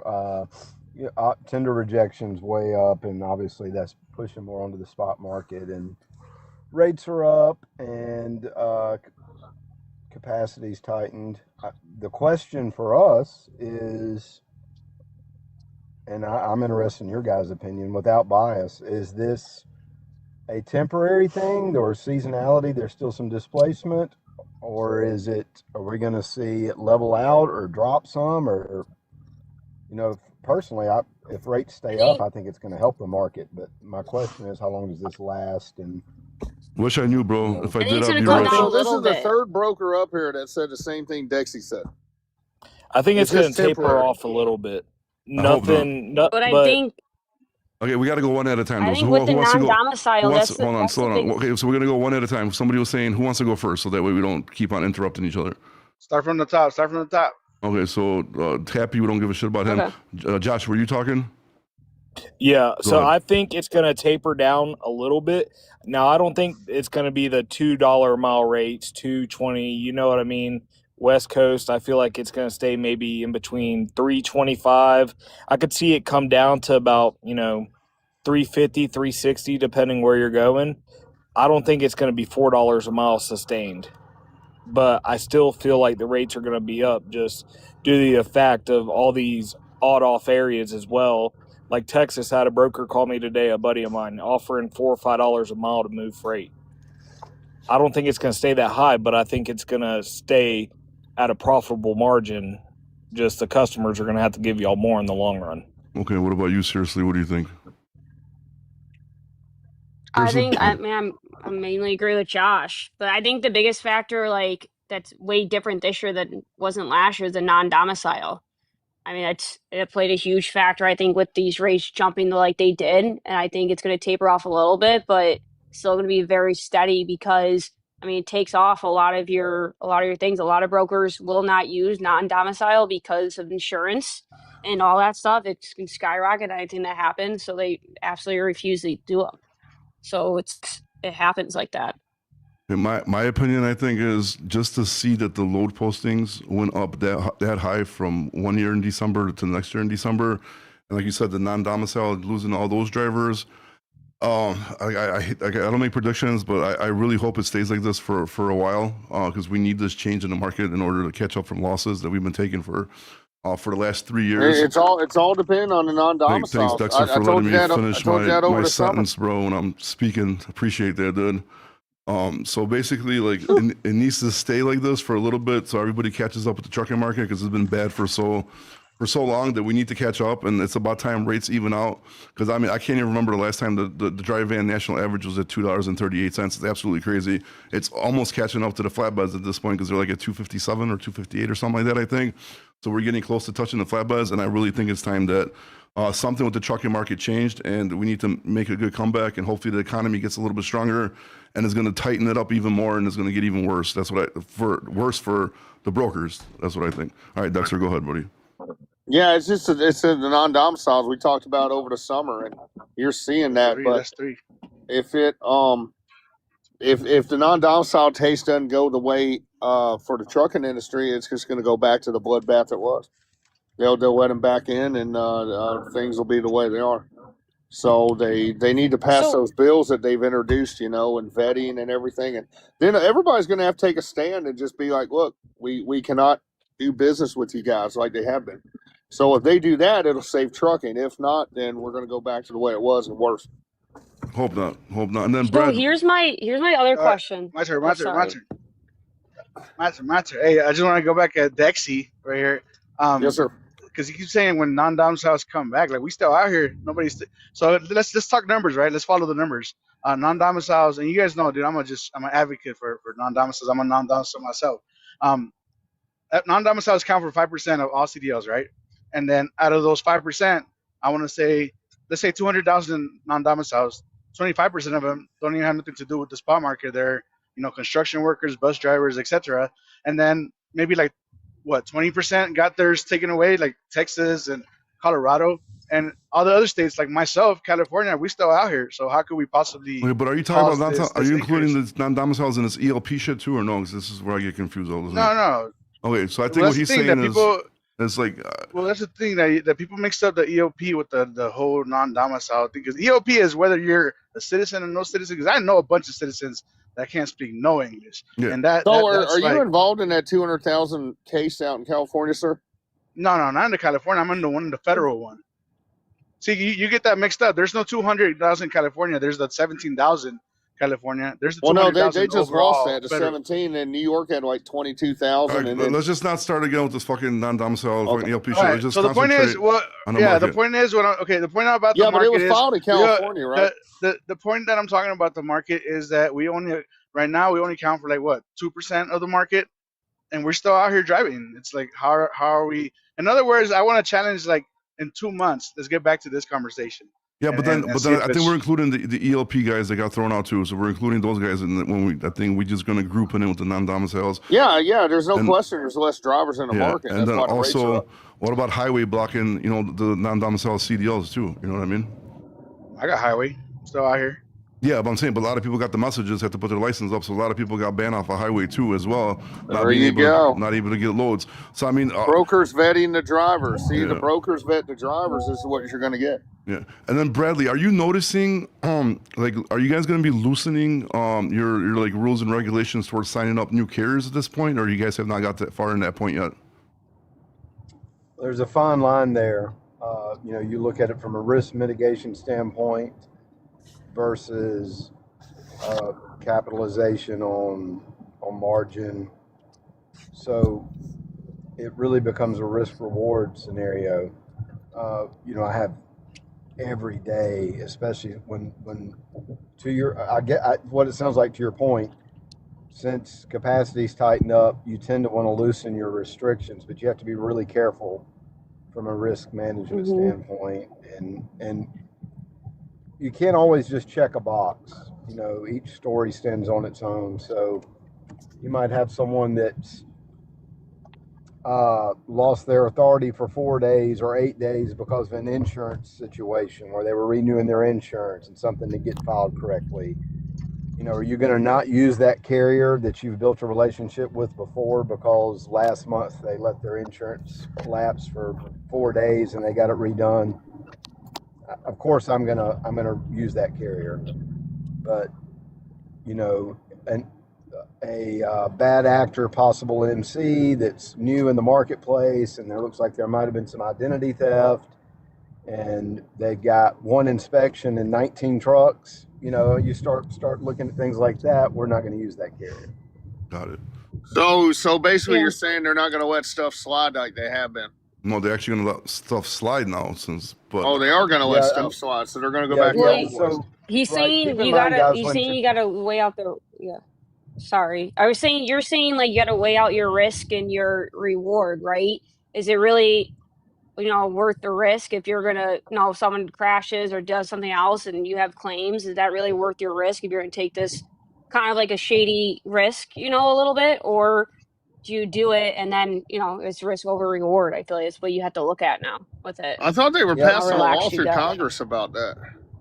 Well, wait. Let me use an extreme to prove a point here. Let's say you have a company and you've got certain criteria, you've got certain guidelines or criteria you set up for your carrier usage, and you internally decide to break that rule, and you're now using a carrier that has a conditional rating. Again, I'm using an extreme to prove a point, okay? You use that carrier that has a conditional rating, and Lord forbid they run over a family and kill them. So now, your insurance is for $1 million, $2 million, and now you're in a lawsuit and you're in a courtroom and you have a plaintiff attorney looking at you in the eyes saying, well, guys, you say you never used conditional carriers. That's in your internal documents. And you made a decision, even though the United States government, the Federal Motor Carrier Safety Administration, said it was okay, they were still allowed to ride down the road just with a conditional rating per Federal Motor Carrier Safety Administration guidelines. But you decided to use them knowing that your rules were you weren't going to use them for this one instance as a matter of what you considered necessity. We need 20 million bucks. You were negligent in the fact that you used a carrier that you knew you shouldn't have used per your own internal criteria. That's wild, Do you dude. see how that could Yeah. be a really And- big problem? Yeah, but I don't even think And, I don't like, think a brokers lot should of be getting customers, sued like, for you're talking period for the about- load. Like I don't think once the driver crashes, So, I don't think you guys should be Bobby, involved. so this is what customers do. So you know how we're talking about the contracts before? So like, you know how we said it's like kind of verbal. So in their actual contract that will remain, a lot of them will put cannot use conditional safety rating. Carriers cannot use it. Yes. So if you choose to do it, you broke their contract. So you are held reliable at that point because you broke that customer's contract. Now, if they don't have it in there, that's where it could kind of go up. But most customers will have that in their contract. You cannot use Well, I would see conditional safety. reliable for like the product. I understand that, but reliable for the family paying their damages and all the money they get. I didn't mean to interrupt you, Bobby. Sorry. No, go ahead. Sorry. But I do want to say this. When, you know, I've been on both sides of the lawsuit world a bunch. When you're filing a lawsuit, you're going to cast a big net. You're going to, you know, Yeah, they're going to sue, and that doesn't obviously you can hang up here in a minute off this TikTok and sue me, and that's, you know, that you could do that. You've got every right to. For anything. Now, proving it, you know, will be proving negligence or whatever the fault might be is a whole nother story. But I'm saying all that to say this: they're going to cast a large net, and they're going to look for deep pockets. That's what they're looking for.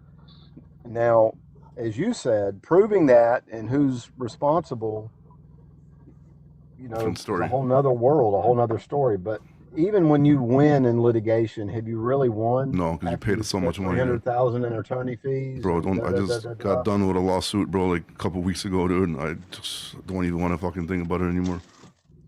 Yeah. So you see where I'm going? It's just you start really having to weigh out exposure. So, but then how does it work for you guys? So, like, if you're an agent, right, for Suntech, are you like responsible yourself, or is this something Suntech would come in and help out with, like litigation costs, like or something like that? It would depend on the agreement you have with your agency, and it would depend on. I mean, there's multiple factors. So, you know, most agents are just agents. You can also have, you know, stock options. There's multiple ways to work. So Mr. B, break it down for us. So you broker a load with, we'll just use like Dole Fruits, for example. And what you guys were just talking about, an accident happens. Do they come after Dole, you, the driver, all three, or how's that work? Yeah, they can. Well, there's no rule, obviously, but they can go after everyone. They could even, you know, you could even serve the freight broker's dispatcher individually. I mean, they're going to cast a wide net, right? So just imagine you're out fishing with a fishing net, and you're going to throw it and catch as big of an area as you can. Does that mean that you're going to win? Obviously not. But think about it, guys. And if you want to try to get all the money you can, because forbid someone in your family was killed by. Wait, your phone's breaking up. Your phone's breaking up really bad. You possibly can. Oh, we missed the last part because your phone broke up very bad. He said they're going to go after the company with the most money. Oh yeah, because like you said, I want us to hear this.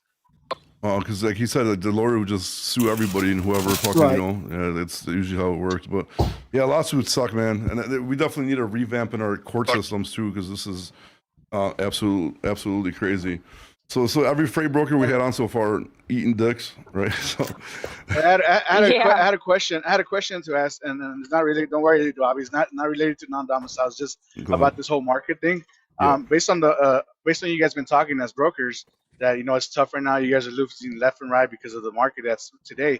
So what would happen if that one guy that wants that $5 minimum a mile? What would happen to that passage? What happens? You guys would go bankrupt or what? That wouldn't That happen. will never happen. Yeah, never happen. But you know what I mean? Like, I think people don't realize that. Yeah, the trucker. What's the will make national money. average? 12 to 15%. You going But you down know to 3? But the what I'm saying is that it'll be good for the trucker in the beginning, but with time, everything's gonna go up, right? Everything's gonna go up. So with time, everything's gonna be expensive. But the trucker's like, hell yeah, I'm making money. Screw everybody else. It wouldn't But then even be good in the beginning.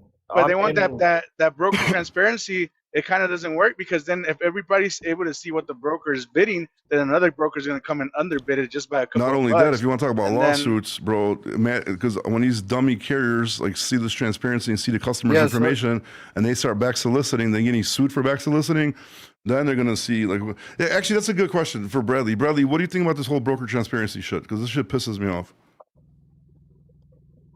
I don't see it working. It just doesn't work.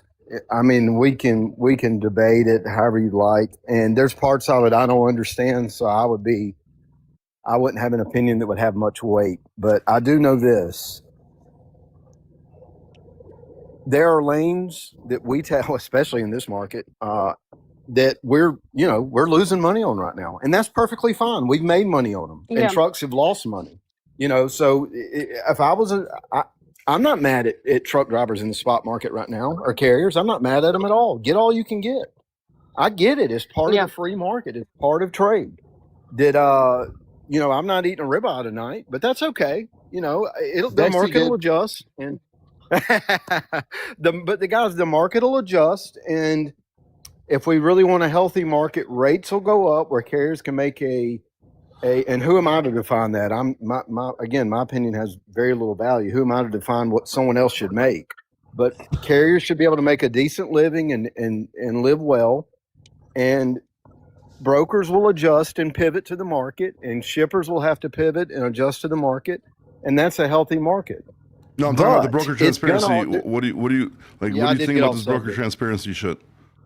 I don't think it'll work. I don't think it'll ever happen. I don't 'Cause, think it'll work. It's like that's not even at that point. It's not capitalism. Like, why would somebody give that information to like? That's crazy. And You how guys could were the talking government- about back solicited. Yeah, no other- Can you explain that?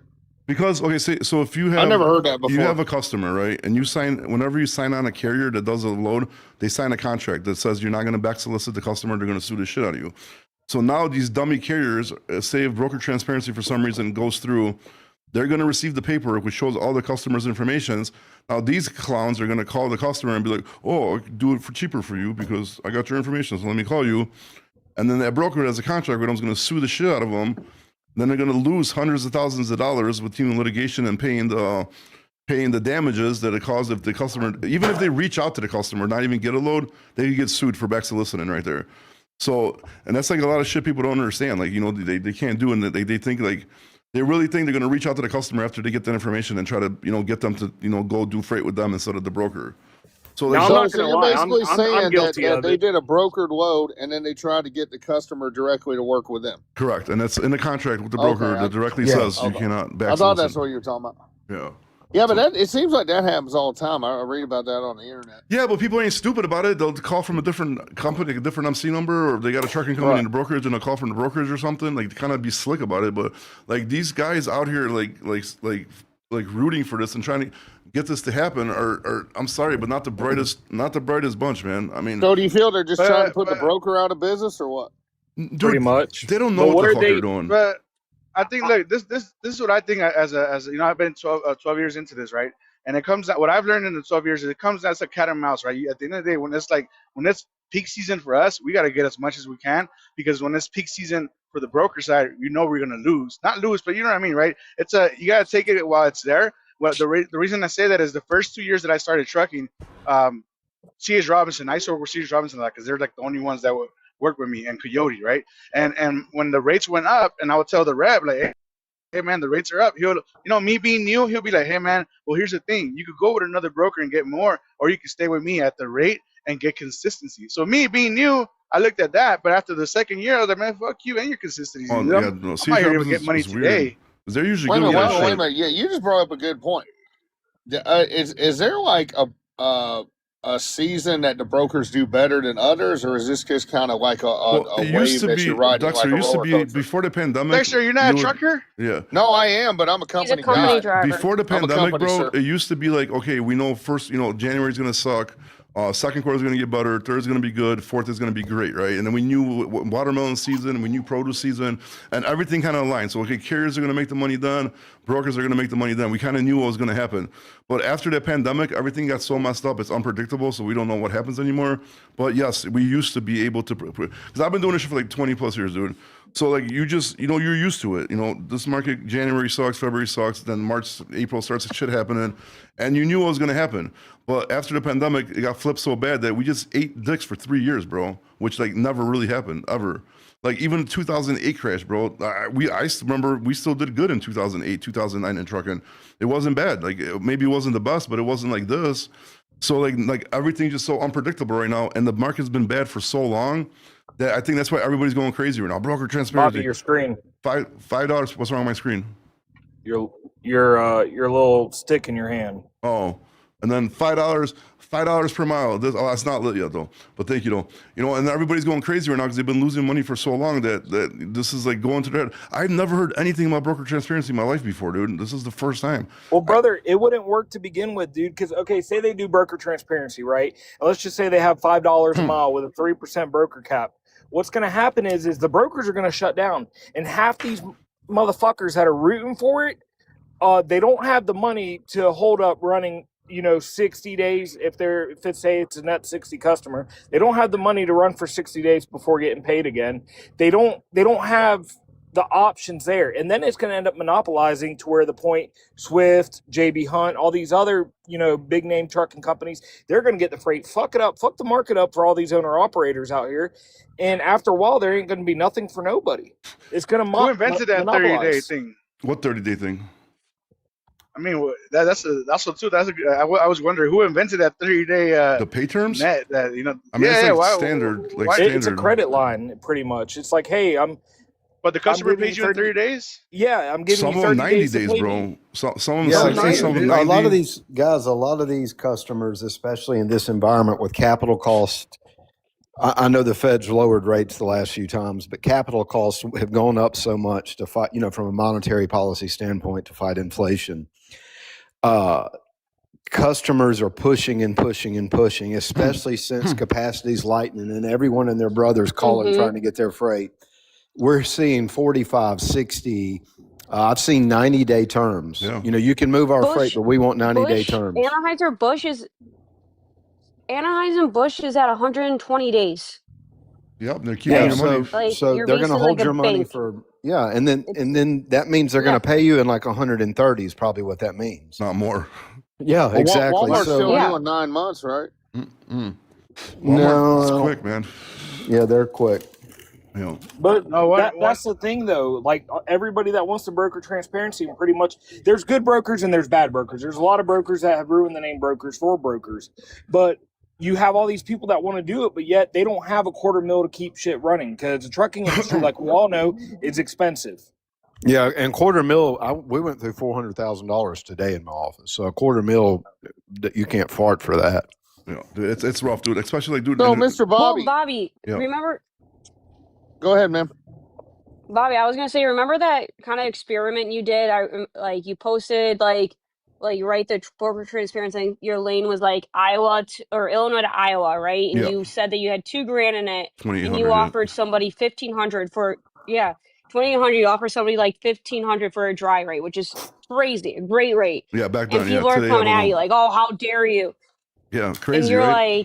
like, I mean, what's the point? You're getting a good rate. I'm getting a good rate. Who cares what I have? And if you're getting paid good money, like Yeah, that's but- really how it should But be. the broker transfer, they want to haul the load, then they're gonna find out 3 days later like what they got. Like who gives a shit like what the broker got? Like as long as you're happy with the rate you got, you know what I mean? Like why do you? And if that for some reason does ever happen, which I don't think it does, that's totally against what the United States stands for, dude. That is not capitalism whatsoever, dude. Like that's just crazy.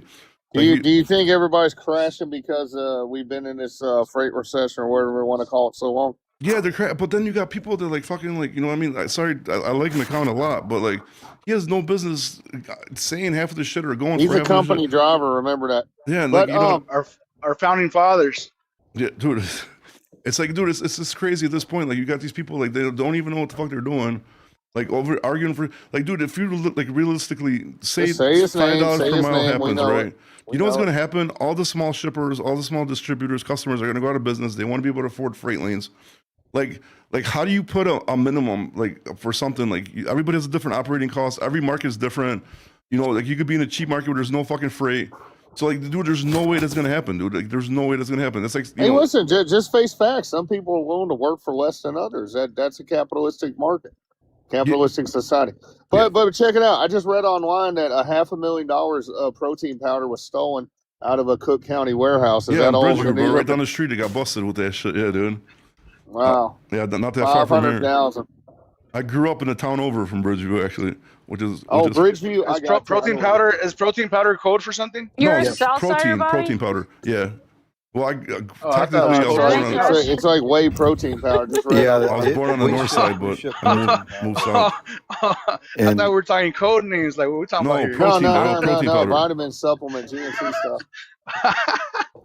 Yeah, I No, don't dude. know. What- that's hey, probably what- the most. what- That's probably one of the most stolen commodities, protein powder, from what Really? I've seen. I researched. Yeah, Wow. I mean, it's such a quick turnaround. Doesn't go bad. You make good money off of it. You know, and she knows a they lot. She ship a knows a lot lot. on the freight. Well, that's actually a good question for Brad too. Brad, Like- what have you been seeing with like since like stealing and fraud and all this kind of shit?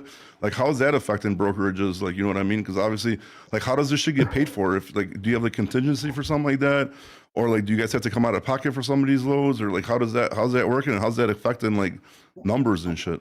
I'll be fully transparent with you guys. Out of my pocket this year has been over $400,000. Holy Mine, shit. like me, like literally Bradley write a check. So, you know, when it affects your pocketbook, you learn pretty quick. Some of it has been my team's mistakes. You know, we're going to make the customer whole. We're going to do what we say we're going to do. Some of it has been identity theft, where, you know, they go into website, the federal motor carrier, changing email, hacking email, all that kind of stuff. And then you have to start weighing out, you know, how much time do you spend vetting a carrier, your relationship with regular carriers. You can even have a regular carrier and their identity gets stolen. I mean, it just goes on. So you said 400,000, right, sir? Yep. Yeah, it was Okay. over Is that. is that like an that. average, or is No, that that's him. considered How a much high he year? paid. For this me, year. that's on his face. Yeah, I got. Well, keep in mind everything is relevant, right? So it's when I did over $100 million in business last year. So Wow. that's a lot of money. But Is that a good year? And that's gross sales, guys. That's not profit. Yeah, I right? get that, but I mean, is that considered a good year compared to like 2020? Or Dude, well, think about it. 100 million with at least 10% profit margin. What do you think? I don't know. 10% I for the was just agent? asking. I mean, C.H. Robinson does like what, billions? I mean, Yeah, but yeah. he's an agent, bro, for fucking Suntex. So he has, I don't know, maybe a couple offices or whatever, and that's pretty You fucking hiring? good, bro. That's really good. That's Exactly. good. Yeah, Bradley's living nice, man. So for sure. The minute he said he lost out of his pocket 400,000, I knew it was legit, dude. I lose $100 and I'm tripping. I'm over here. Yeah, see, but it's another thing that people are. That's why I wanted to ask him that question. He said he just spent 400,000 out of his pocket, and these guys, like, you know, like they don't understand. Like, okay, so if you want to keep a good customer, like you're gonna have to come out of pocket when some shit happens, and you're gonna have to pay that. Well, I don't even know if it's called a claim at that point. It's just a stolen load. Or, so like, do you ever get some of your money back, or you got to cover that up front and then worry about it later? Is it a write-off? oh, It obviously is it's a write-off. It's a write-off as an expense. When you say a write-off, like for our taxes, yes, it's Yeah. a write-off because it's Loss. an expense to the company. But you know, I'd rather keep the money than have a write-off, right? So we Yeah, do. you'll pay I have less in had taxes instances, on the guys, money where we than did you get get. some money back. Where we did, you know, it maybe not on. I'm thinking for a second here, not on a stolen load. They'd stolen them really good, and we've not really gotten anything back that I remember. But I've had claims where we did get a salvage amount back, or you know, the carrier's insurance eventually paid. Are we settled or something So like when you that? say you're a broker, do you have people working for you, or is this all you just cold calling and everything? Well, I have 89 employees Oh shit! or Okay, team okay. members. How many agents is that? Might like obviously I can say agents compared to like office support staff. Wow, Bobby, that's a good question. I think we have right now 44, 6. Damn. It's changed, yeah, that are actually, so, we're cold calling every day, and we're managing all that through a CRM. So we have people on the phone literally that are pounding the phones every day. We're setting up conference calls. We're flying So to you're visit taking on people. new business all the time. You're saying. Well, yeah, he's got Yeah, if you 40 want to measure 46 the agents, bro. health of if you want to measure the health of an office, how much new business they have coming in and how much business they're retaining, and their carrier relationships are going to be KPIs that are measured first. So how often are we using regular carriers? Are those regular carriers consistently coming back to us for freight, which means we're treating them right? Are our customers staying with us? Are we managing our credit with customers and our claims and our any expense? And how many new customers are we adding? So those are all KPIs. What's our average margin would be a KPI. What's our average profit per load's a KPI.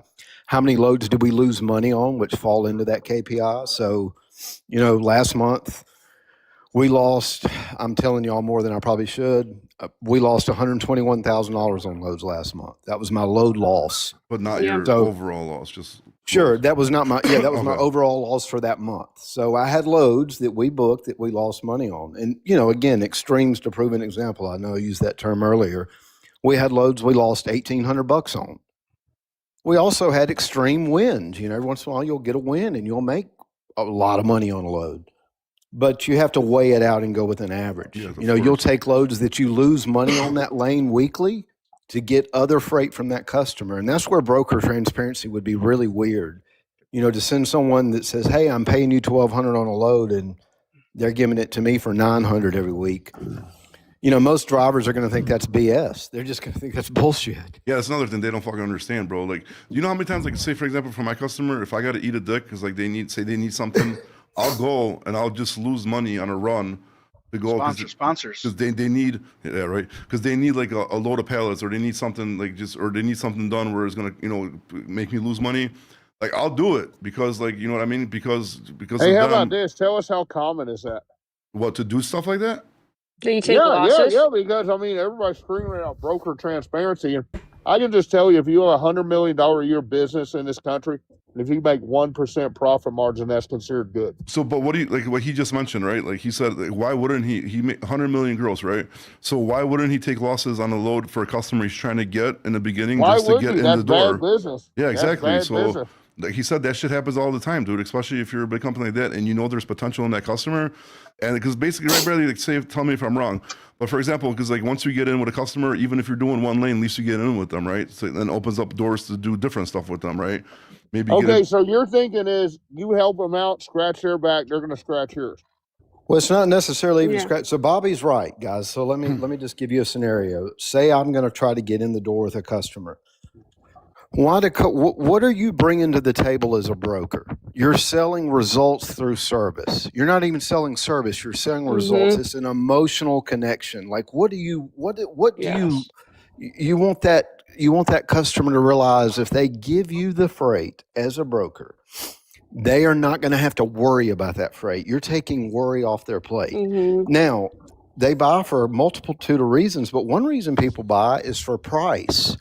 If they're buying for price, my job as a broker is to prove myself through service and results to get them off of buying through price. So to Bobby's point, I go into a customer and I take 8 or 10 lanes and I prove myself through service. I put the right carriers on it. I treat the carriers well. The carriers get there on time. If there's any problems, I communicate, hey, there's a problem here. I'm handling it. This is what you never have a problem without a solution behind it. Hey, this guy's going to be 9 hours late. I've already let the receiver know. You overly communicate with them. Then after you build a relationship with that customer, you start easing up on price some. So wait a are minute. So moving you're up saying on. this is no different than JB Hunt going, I'm going to undercut, lose money for 2 No, years, it's and a then big raise the difference. prices. Big difference. Because a lot of times with a All right, customer good night, too. guys. I gotta take off. All right, later, bro. A lot of times Yeah, with a good night. customer too, bro, the customers have this thing called the spot board, right? So basically, you can't get access to the spot board if you're at least doing one lane with them.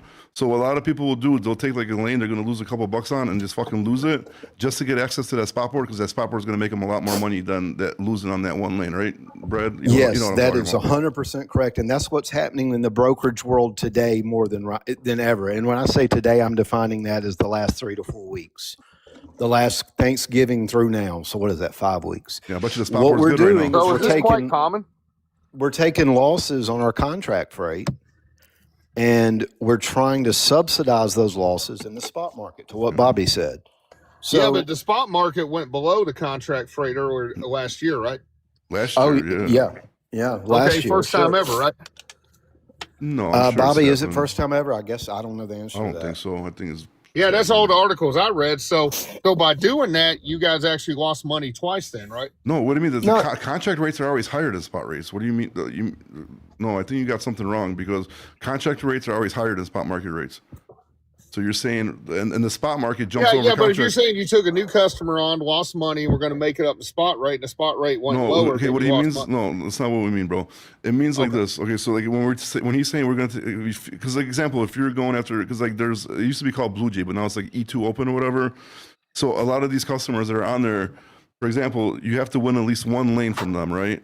And then if you win that one lane, there's another thing inside of the contract. Not only the contracts, there's also a spot board for customers. So the customers put loads on a spot board when another guy fell off, or they got some new shipment that's hot that's coming out, or it wasn't in the contract, new loads are popping out, and then that spot board, you get to bid it live, right? So, but you don't get access to that shit unless you're set up with the customer and running lanes. So that's why a lot of people are going to take a lane, they're going to lose money on it, but they have access to the spot board, and now the spot board goes by the spot market. So you're going to bid it and then win it, and that's where you're going to make a lot of money from on the spot board. So not just contracted freight. So what me and Brad are saying is a lot of people eat a dick on one lane just to get access to the spot board, because that's where the money's getting made. And he just said his contracted rates are losing, and because of the spot boards, he's able to still make some profit right now to help the situation out, if I'm not misunderstanding, right, Brad? That's exactly. And this is different because the market switched, right? The market switched the last, 4 to 5 weeks. So our contract rate is based on, the rates in, I'm making this up, guys, say June or July or whenever we bid those loads. So I have an obligation to that customer, not even contractually, but just for my word of mouth and just to keep my customer, to take care of that customer and continue pushing those contract rates and accepting those contract rates. And customers will grade you on the percentage of tenders you reject too. So I can't just reject 70% of the tenders because rates went up. I have to accept so many. But as Bobby said, pardon the redundancy, I'm able to go to that customer spot market board or email or however they tender those loads out and say, hey, or not say anything, bid on a load and say, hey, I've got a carrier that'll pick that up in an hour. And the reason I'm able to profit off that is because I know what the current rates are in real time, or I have good relationships with carriers, which is the best way to do it. And I go to Bobby and say, hey, Bobby, will you do this lane for $2,200? No, Bradley, I really need $2,300. So I can go back to that customer and say, I need $2,550 or $2,600. And there's my spread. There's my margin. You add a couple dollars to it. Right. So it's you've already got a bird in the hand because you've got a truck and you're giving them the rate they've agreed to and they want to do it. And then you can go to your customer, and if you're handling their contract freight and you're doing a good job, this goes back to the service part, right, guys? Yeah. So that customer knows that if they give me that load on the spot board, it's going to be taken care of, and reputation's everything. So at that point, you're basically getting a 2-for-1. Yeah. Well, not a 2-for-1. Not really a 2-for-1, no. Yeah. I mean, it's just because the customers that actually have a spot board or spot market, or whatever, like you said, either email or like an actual physical board that pops up where you bid it at. Those customers are more to understand quicker too. That maybe the contract rates, obviously they need to go up on them a little bit because they see they're getting murdered in the spot market, right? So that's actually kind of better when you have customers like that because they get a bigger picture and they understand that the rates shot up because they see it through the spot, through the spot board, because they're way overpaying on the spot board than they are with the contracted freight. You know what I mean? So that way, at least they see, and then it's easier to talk to them and then try to get your rates up on your contract. Because they know what's going on, compared to a customer that wouldn't have a spot board, don't know what's going on, and just wants to be stubborn and say no. You keep on, eating. So when I said 2-for-1, I was referring to the fact of you could pretty much having that, one contract, right? Say you have that dedicated lane and that gets you on the spot board. You could potentially get 2 loads from the spot board. If you got a good reputation and a good relationship, they'll be more than likely to give you 2 loads that just randomly pop up. But you could get a fucking 1,000 loads off the spot board. Yeah, sure. Yeah, that's what I was referring to as. Yep. So you're right. Yes, you could really push your spot board tenders and even reject some of your contract tenders. Again, a lot of them are going to hold you in parameters. And when you it reject depends it's on going to that. go onto the spot board. And then Right, just exactly. I've actually done that and got in trouble for it. Have you? Yeah, and got in trouble for it. I didn't Damn, what a realize I was scumbag, doing- Bradley. Yeah, they slaughtered me. I got my ass chewed for that one, guys. I Well, don't are blame you 'em, saying bro. that your customers go on the board and know exactly what the rates are paying so they can negotiate with you better? Yeah, I mean, a lot of them have Okay. access. Yeah. Listen, a lot of these customers are really, really sophisticated and they understand. But I know this is not popular among a lot of carriers. But brokers do add value. We set up delivery appointments aren't just make a phone call all the time. Go try to set up a delivery appointment at Target and tell me about it, or Costco. And then that driver can only run 600, 650, 550 miles a day, depending on if he's Light in, work. I get it, but legally, I've got to be careful, and I've got to set my appointments right, and I've got to know, and I've got to tell that driver, hey, this company says they take 3 hours to deliver. I'm just telling you, to pick up, to load your truck. I'm just telling you that up front. It's going to be a 3-hour wait. Know that before we even get started. My So those question kind of is- conversations have value, and timing out that freight and making sure that PO number is correct, and making sure that driver, if he's got to have a hard hat, has a hard hat, or he needs straps. I mean, it just goes on and on and on and on. And I don't want to say it's as complicated as driving a truck. I'm not saying it is. But what I am saying is No, I mean, it's y'all not gotta deal just with go bid on a dumbasses. load, I feel take bad it, for and y'all. life, and that's it. But Yeah. my question is why do some of Then- these brokers and- book shit out like a week and a half on end? What do you mean? Like, 'Cause there's a lot of loads that go from I where mean- I live, potatoes, 2,000 miles, 2,200 miles to the Carolinas. Well, they have $7 or $8 grand on the load. Okay, that pays decent. I could get it there personally. I can get it there in 3 days because I could run 700 miles a day. Okay, 3 so days that's and a couple hours. But so they'll that's book it not out for like a week necessarily. plus. Sorry, I interrupted you, but No, I do you're know the good. answer to that. Depending on the customer, that customer has salespeople, and those salespeople have those PO numbers, and they're not allowed to count that PO number as a sale until it leaves their dock. So say it's the end of the month and you're that customer, and you're shipping 42,000 pounds of potatoes and you're getting 22 cents a pound or whatever. I'm just making numbers up.